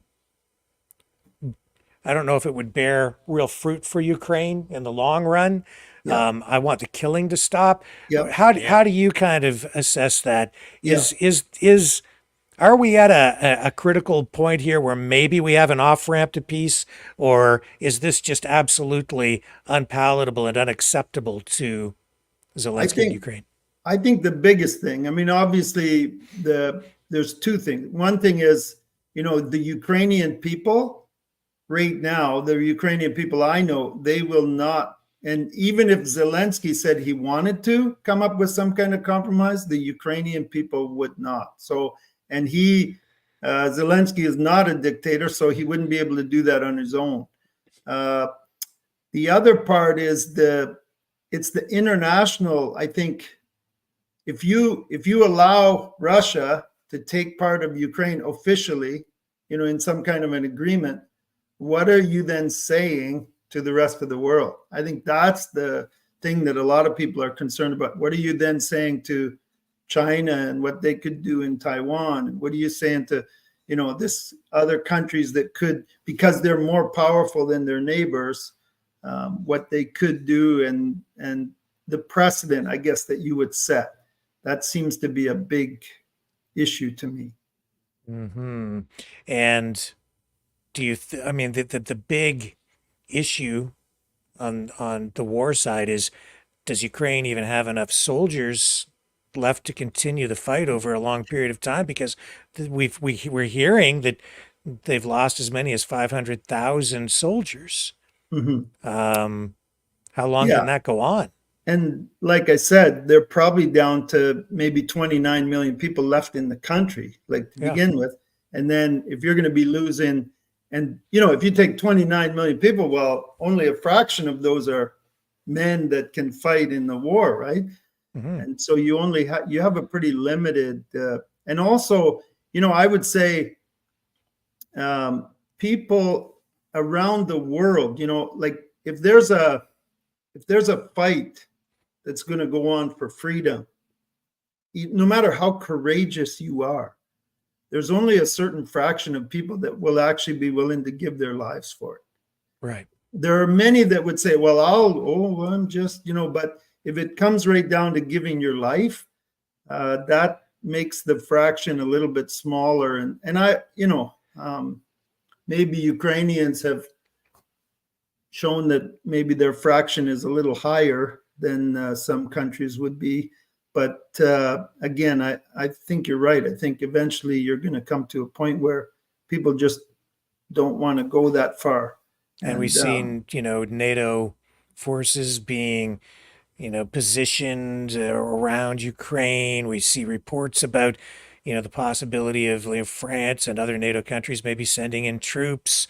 But I don't know if other countries, if the West, certainly if the United States, I don't know if the public has the stomach for it, or if the political, or maybe the public will is there. Often people say they don't have the political will. I don't know if there's the public will or support there for NATO intervention. What do you think?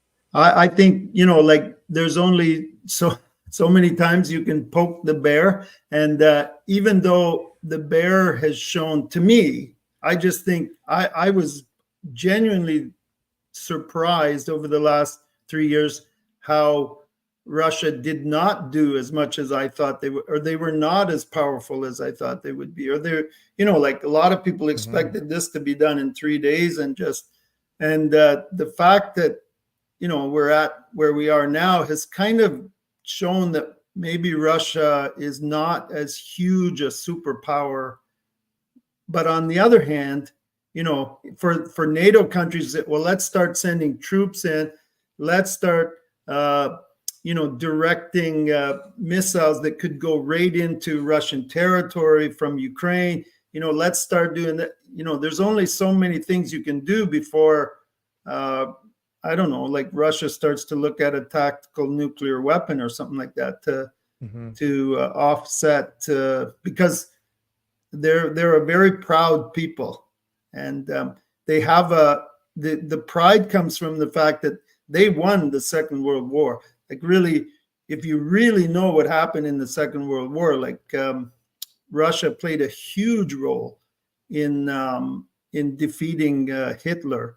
And you can't say that they won it all on their own, but they certainly did a lot and gave, and they're very proud. Like if you go to Russia, that's everything there. Like it's ingrained into the children, and they all talk about it all the time, and they're a very proud people. So I think that Ukraine, together with the help of, could push them to defeat. It's really like, I don't know. I'd have to see some kind of miracle happen or something like that, because I thought you remember when Prigozhin with the Wagner soldiers was marching back on Moscow. That's kind of like, yeah. I was just about as excited as I was when the Berlin Wall came down, because I thought this was the moment when things were going to turn around, but boy, he was taken care of really quick. Yeah, he sort of had that unfortunate accident in the airplane where it just sort of crashed, and that was really, really just a strange accident that happened, and it cost him his life. But you just never know what's going to happen. You go, you're awake in the morning, and by afternoon, everything comes to an end. But just strange coincidences, I guess. Yeah.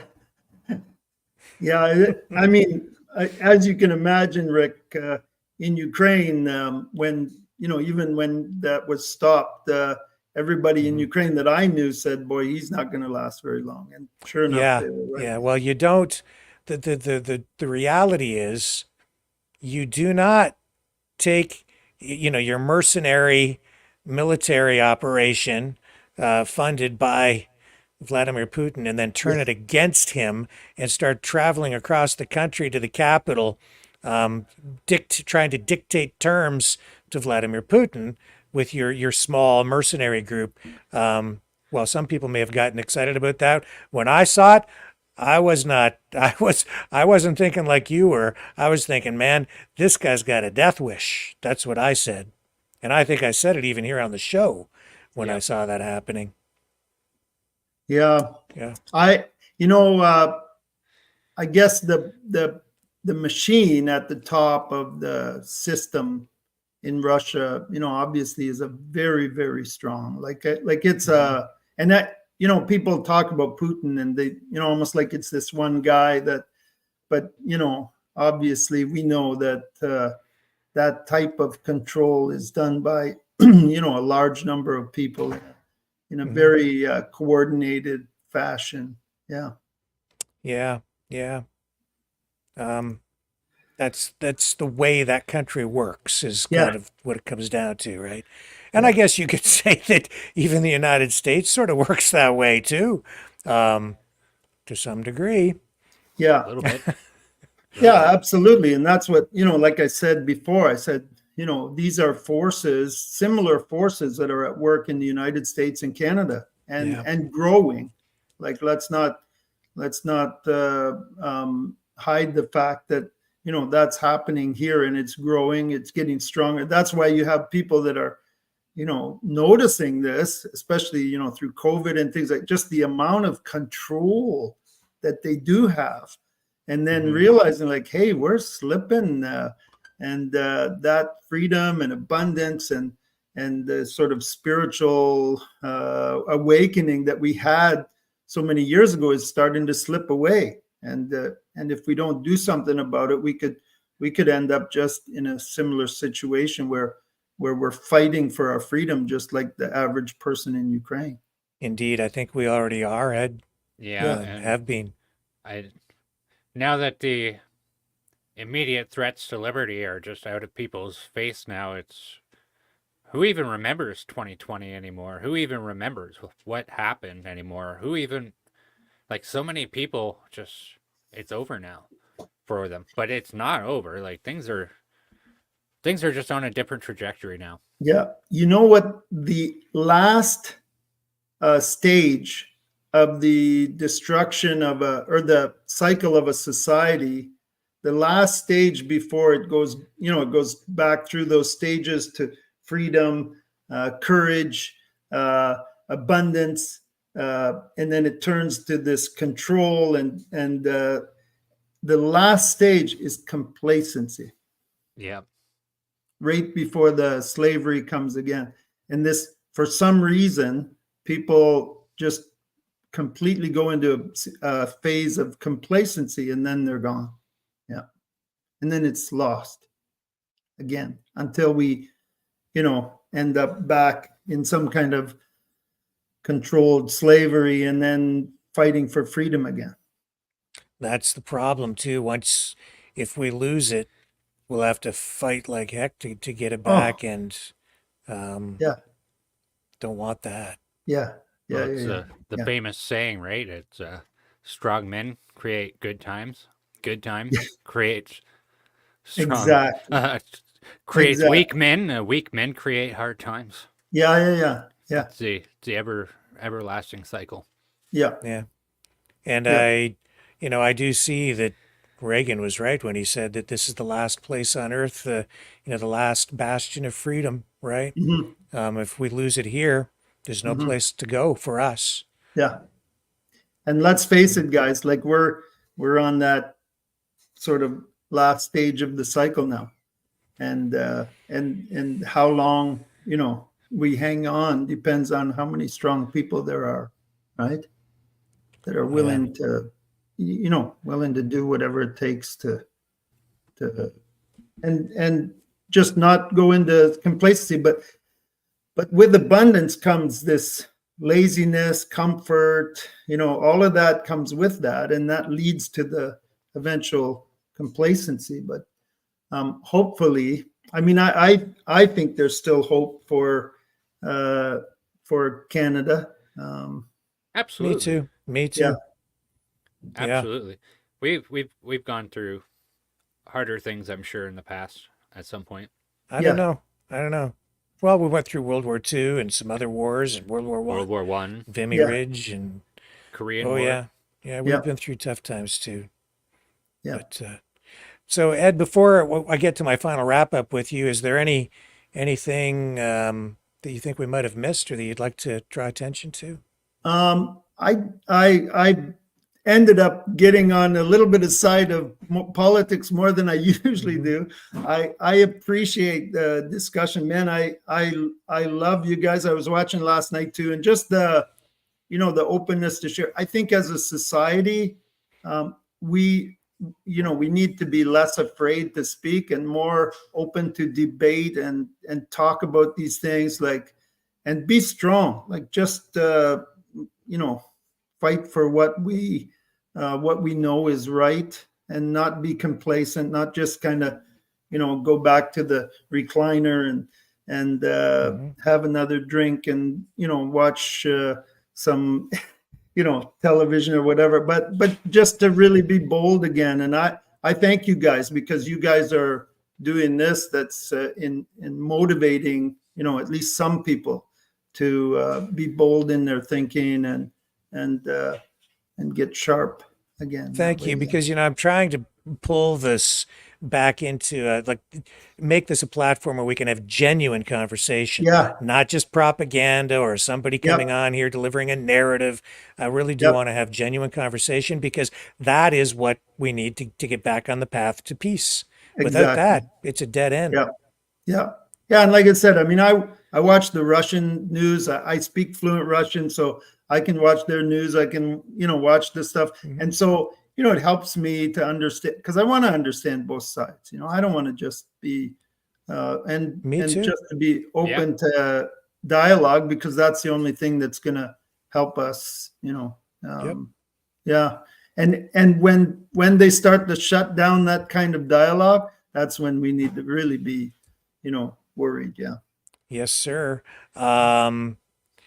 Okay, so let's go back, just backtrack a bit again. How can people help with the orphans? Because that's not even political, right? This is kids who have lost parents. They're in real desperate need. And how can people support that? Because that's the most important thing that we're talking about here today. Yeah, so we're, like I said, I go there. I'm there 3 weeks, every 2 months. I spend 3 weeks there. I'm going all along the front lines. I'm going to orphanages. We have programs going on right now inside the orphanages where we're helping the children with just genuine needs that they have, like I mentioned before.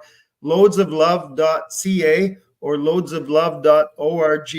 You can find just to get more informed about the things that we're doing, and the thrift store, the warehouse there in Chatham. If anyone wanted to volunteer some time toward that, that's a huge bonus to us, and that allows us to send 100% of the funds for projects. Just really appreciate everything, and in our own community too. Like again, we're genuinely interested in helping people here in Canada as well. Like it's and you're not just helping kids in Ukraine. I mean, you've got I see on your website that you're helping kids in Gaza. You're helping, in other countries. Yep.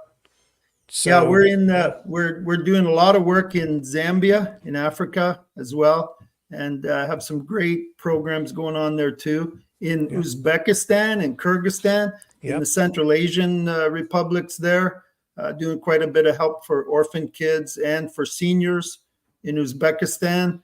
But again, a significant amount of the work we do is right in Chatham and in Ontario too.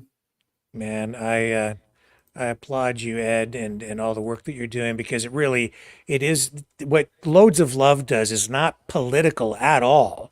Yeah. It's just about helping people in need.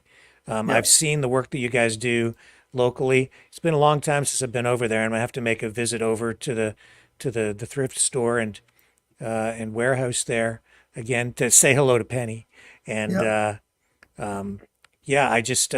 have to do this though before we sign off tonight. We have a thing that we do here when people do good deeds, and I just have to find the right thing. I hope I still have it in the system. There it is, right there. When people do good deeds, we knight them, and we make them a Maverick Knight. So here you are, Ed. This is I hereby knight thee, Sir Ed.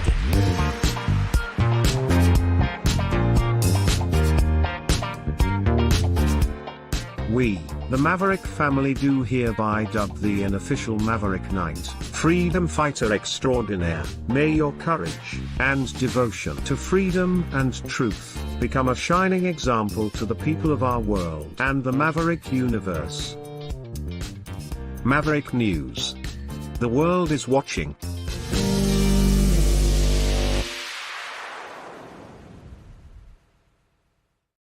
Man, I gotta say now, not only did you make my day, I think you made my week or my month. That was awesome. Well, I thank you so much for being on the program, and mostly for the work that you're doing, the work you've done. You're a bright light. Thank you so much. Thank you guys too for your light that you're shining to.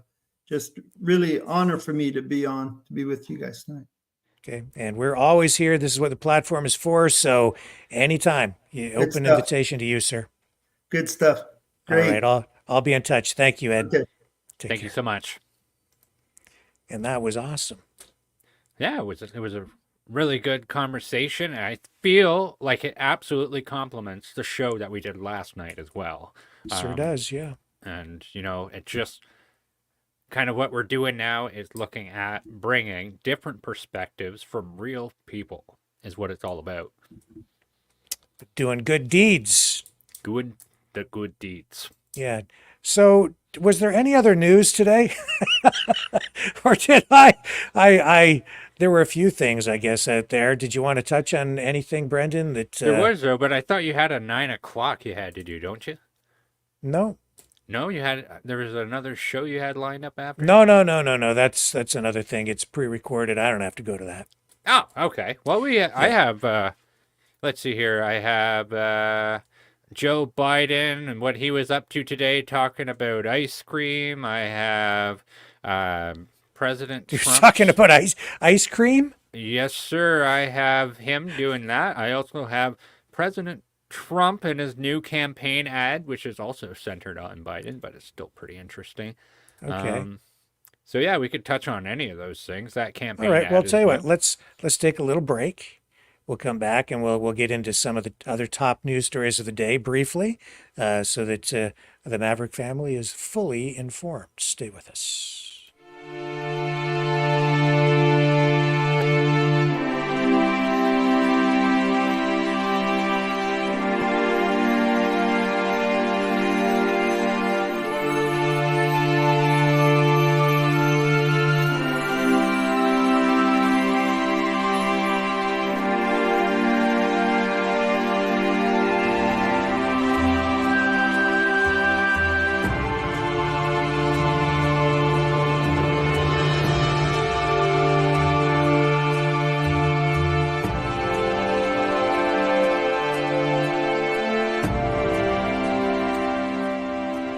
Maverick News.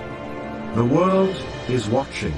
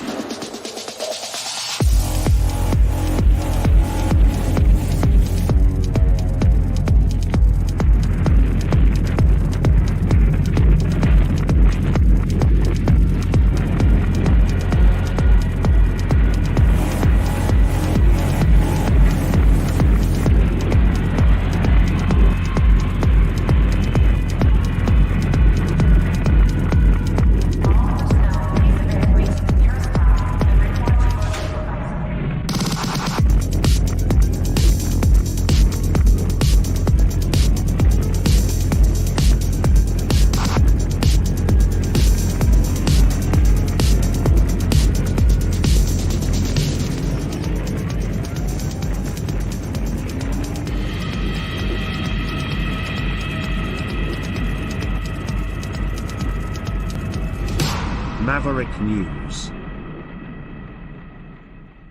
The world is watching. Okay, I wanna. Okay, now you've got your headphones on so you can hear me. Tell me about the ice cream story. You've got me interested.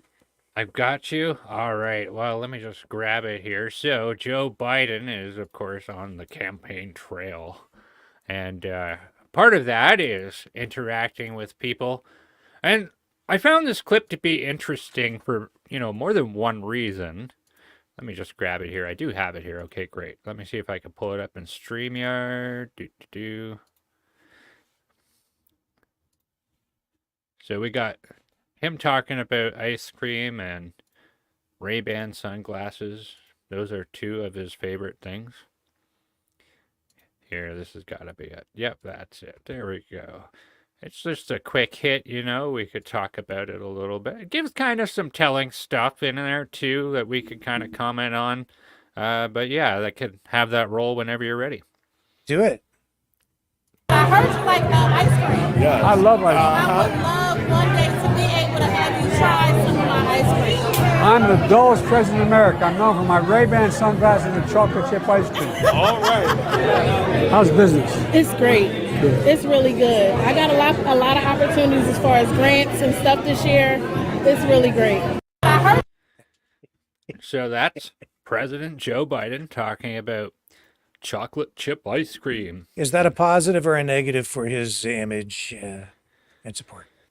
I think it's really telling about the economy, right? So the U.S. and Canada are really going through this huge free money stage from the government. Yeah. And the thing I took away from it is like, oh, how's business? Oh, it's great. So many opportunities, so many grants. Oh, I see. And so I'm still tuned into the ice cream. That's what he wants you to think. And then he also wants you to think, oh, we're giving out free money? Well, if you don't vote for the Democrats, then you're not going to have any free money. Interesting. It's he also, there was this other story today about him. You remember, I don't know if you remember, it was like yesterday, I guess. He at the G7, he was kind of like wandering around and had to be sort of pulled back. Yeah, so here I'm gonna recue this. So today, this video went viral of him where these parachute parachutists came in, and all the other leaders are standing there looking at what's going on, and he's turned in the completely opposite direction and appears to wander away. Oh my gosh. And so I ran this. It's kind of weird looking. So here he is, and he's looking away from, and everybody's like, Joe, what the heck are you doing, Joe? What are you doing? Joe, hello? Look, Joe. he's talking to somebody. He's talking to... Come back, Joe, it's over here. Okay, so he's like, huh? What going on? Okay, so now the mainstream media, some of the mainstream media is trying to defend him and say that there was a select camera angle that sort of misrepresents what really happened, that it was like a hit job on him. Says here, a different angle captured by NBC News shows that President Joe Biden was walking to give a thumbs up to parachuters who had just landed in a demonstration. And so there he is. He's turned and looking at these other guys. I don't know. He's kind of... Is that Jill behind him? Jill Biden? No. Oh, it's Georgia Maloney. Okay. And oh, it's look, even she is like, come on, Joe, we're over Joe, here. It's over here, Joe. Joe, what are you doing over there? So I don't know if this defense of Joe Biden really holds up. I think he did wander away and was getting distracted by these other divers, and the focus was really supposed to be over there. But no, they're saying, oh no, it wasn't that at all. It's not the first time that he's done that, though. And I mean, he's done that on press conferences, right in front on the stage. Like, he gets away from the podium, and he doesn't know what to do. He doesn't know his left side from his right side. You know, I have a feeling that that's how Joe Biden actually is. And then, remember, we were talking yesterday about him strutting along with Zelensky. Yeah. I found the clip of it. So that's how Joe Biden actually is. And then this is how Joe Biden wants you to think that he is. And I'll play this whenever you're ready. It's just go ahead. We're ready. I'll shut that off. Yeah, better shut that audio off, yeah. Yeah, sorry about that. Anyway, see that's how he wants you to think he is. Look, he's strutting his stuff. It's like in Ed slow McMahon. motion. Except his mouth is open, so it's kind of weird. Yeah, this is them signing that support agreement at the G7. I'm big, I'm tough, I'm bad. I'm Big Bad Joe. And then all this kind of really ties into President Trump's campaign ad that he dropped. Mm-hmm. Which has absolutely gone viral. Everybody's talking about it. And it was really well done, I would say. I think you're sitting down, folks. Yeah, this is more about Biden again than it is about Trump, but it gets the job done for Trump for sure. Yeah, I'm not sure if you've seen this yet, but... Yeah, I know what it is. Yeah. Okay. I'll write it right. Hit it. Hit it. June is Pride Month. Oh. Suddenly, everything around you, from the businesses you frequent... Oops. That's not it. Wrong video. Uh-oh. Wrong one. Here, this is it. I got it now. Sorry about that. All set? Here we go. Quotes by Joe Biden. We hold these truths to be self-evident. All men and women created by you know the thing. America is a nation that can be defined in a single word. I was in the foothills of the Himalayas with Xi Jinping. She knows so long as she is denied, our freedom can never be secured. We'll never forget lying around and him lying around, actually. It is noteworthy that the percentage of women who register to vote and cast a ballot is consistently higher than the percentage of the men who do so. End of quote. Repeat the line. I'll lead an effective strategy to mobilize true international effort to pressure.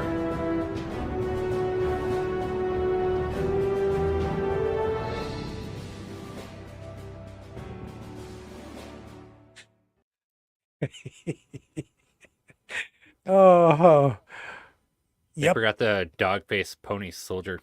Oh, yeah, that's another good one, isn't it? Come on, man. What's your absolute favorite Joe Biden fumble? Oh, I like it when he just walks around saying, "Come on, man. Come on, man. Where's Corn Pop?" Where's Corn Pop?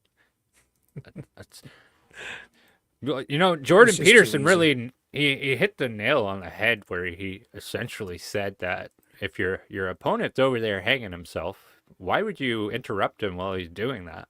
Just let him do it. Yeah. Do you think that that's what's going to happen when Trump and Biden debate? I don't know what's going to happen with that and I'll say this right now, I don't even know if it's going to happen. They've said it's going to happen, but is it going to happen? And everything, of course, is on Joe Biden's terms. He comes out swinging like a big, bad, tough guy, saying, "Oh, if you're so tough, come debate me." And then Donald Trump says, "I'll debate you. It'll be the greatest debate there ever was."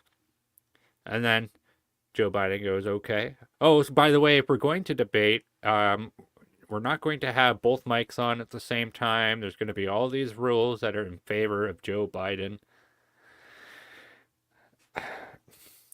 Joe Biden could come out with anything at any time and just be like, "Oh yeah, we're not going to have this debate. I'm not going to debate a convict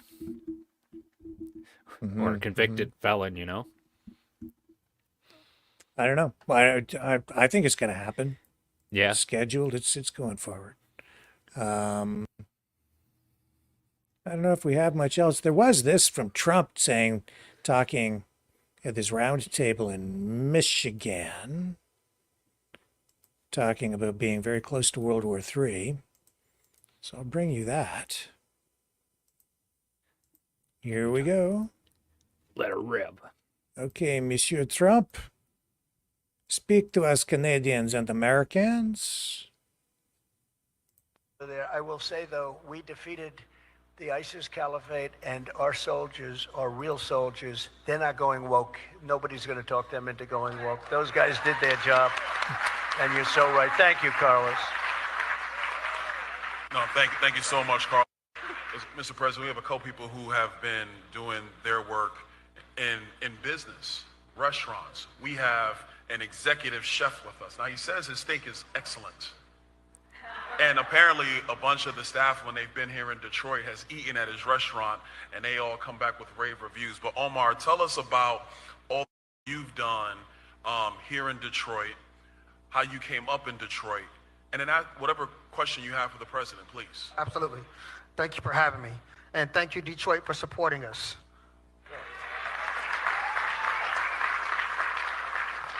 President Trump, welcome to Detroit. Thank you very much. Thank you, Omar. Great. I'm excited to be here with you today, President Trump. I'm a restaurateur and executive chef at Table Number 2 restaurant downtown Detroit. We are on our way of being a Michelin star restaurant with the help of God and yourself. I'm successful now, but I started out born and raised on the east side of Detroit in the urban community. I give credit to the urban community because without them, it would never have been me. I grew up teaching young kids to push, dream big, work hard. I want our kids today to be dreamers, bigger, so they can achieve more like I did and even more. What will your administration do to ensure young children are given the opportunities and challenges to keep growing? That's my question, but I also want to point out publicly on record that when you were in office, Mr. President Trump, the African American community, the Latino community, the Arabic community, we all soared. The money was pumping when you were in office.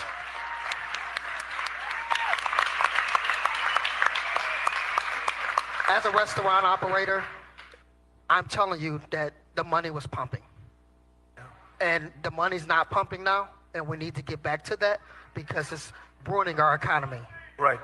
Well, as you know better than anybody, Omar, the money was not a problem 4 years ago. The banks were lending, and they were lending at very low rates, and now you can't get money at 10 and 11 and 12%. You can't get any money, especially for a small business. It's almost impossible. We're going to save our country. The most important thing we have to save. When you see Russian ships floating essentially off the coast of Miami, I mean, if you think off the coast of Florida, how did that happen? And the fake news, look at all of them back there. The fake news doesn't even want to talk about it because it makes Biden. Putin would not be doing that if I were president. And I had a very good relationship, but I had a tough relationship. You know, I ended the pipeline going all over Europe, the Russian pipeline called Nord Stream 2. He wouldn't be doing it. And I will tell you, the most important thing we have to do, we have to save our country because our country is in trouble. We have a chance, a real chance at World War III. And, you know, we have less than 5 months now. Actual voting starts in North Carolina. If you take a look, that's going to be on the 6th of September. 22nd of September is Pennsylvania. So it's not even November 5th, which will go down as the most important day, most important election, but the most important day in the history of our country. It's going to. Two things. I'm going to stop at your restaurant the next time and Gonna eat when he gets there. That's what he's gonna do. Do you think he'll order the steak or the hamburger? I mean, I thought he liked McDonald's. I don't know what he'll order, but I do know this: whatever he orders, he'll put ketchup on it. Yeah, that's probably true. He likes to do that. Me too. That's my sophisticated palate. On your crinkle cut French fries? That is correct, sir. Yes, sir. They must be cut with a crinkle. Gotta be. Or it's just not the same. They do taste different. There's a texture to them. I don't know. I'm not much of a potato person. Like at all. But that's just me. Well, Justin Trudeau is. In fact, in China, they call him Little Potato. I did know that. And in our country here, we do have a spud company that's called the Little Potato Company. They're known for just giving you a little bag of spuds. It's not like you have to buy like the whole 5-pound bag, just the little bag. Well, that's kind of like a Lay's potato chip. You can't eat just one. Yeah, so I mean, I don't think Trump is far off in what he's saying. We're in a hot Cold War thing going on here right now. Mm-hmm.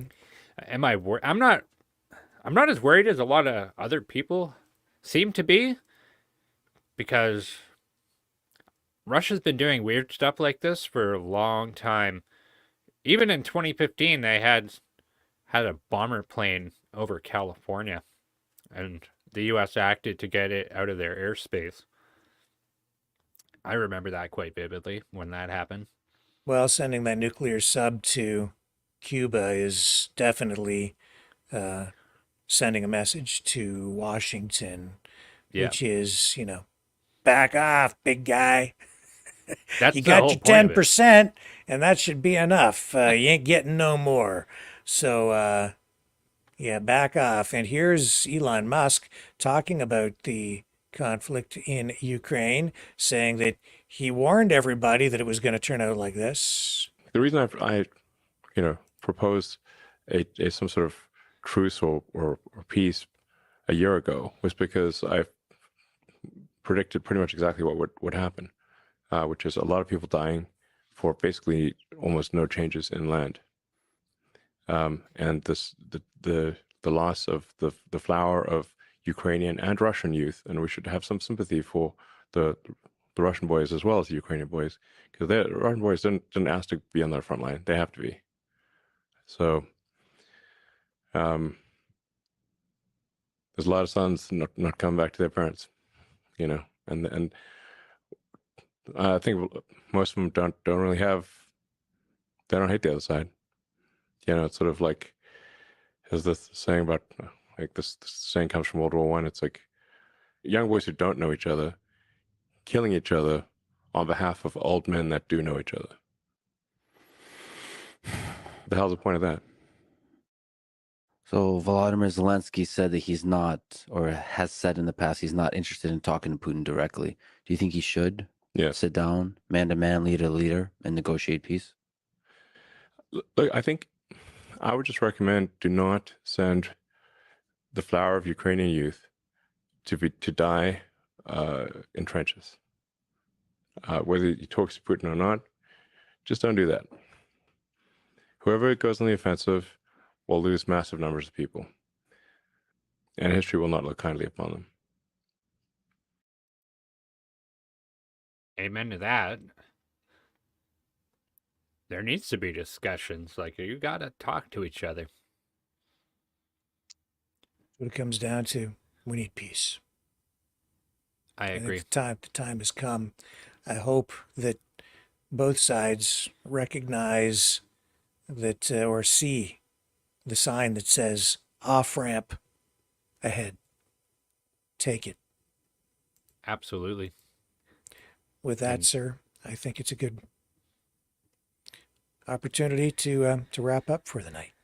Yeah, me too.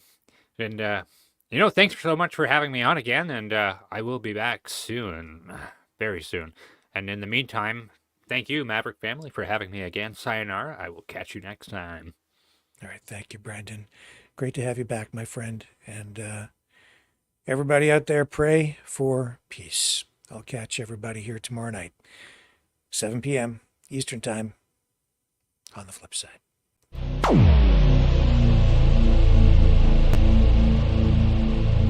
This has been a Maverick Multimedia production.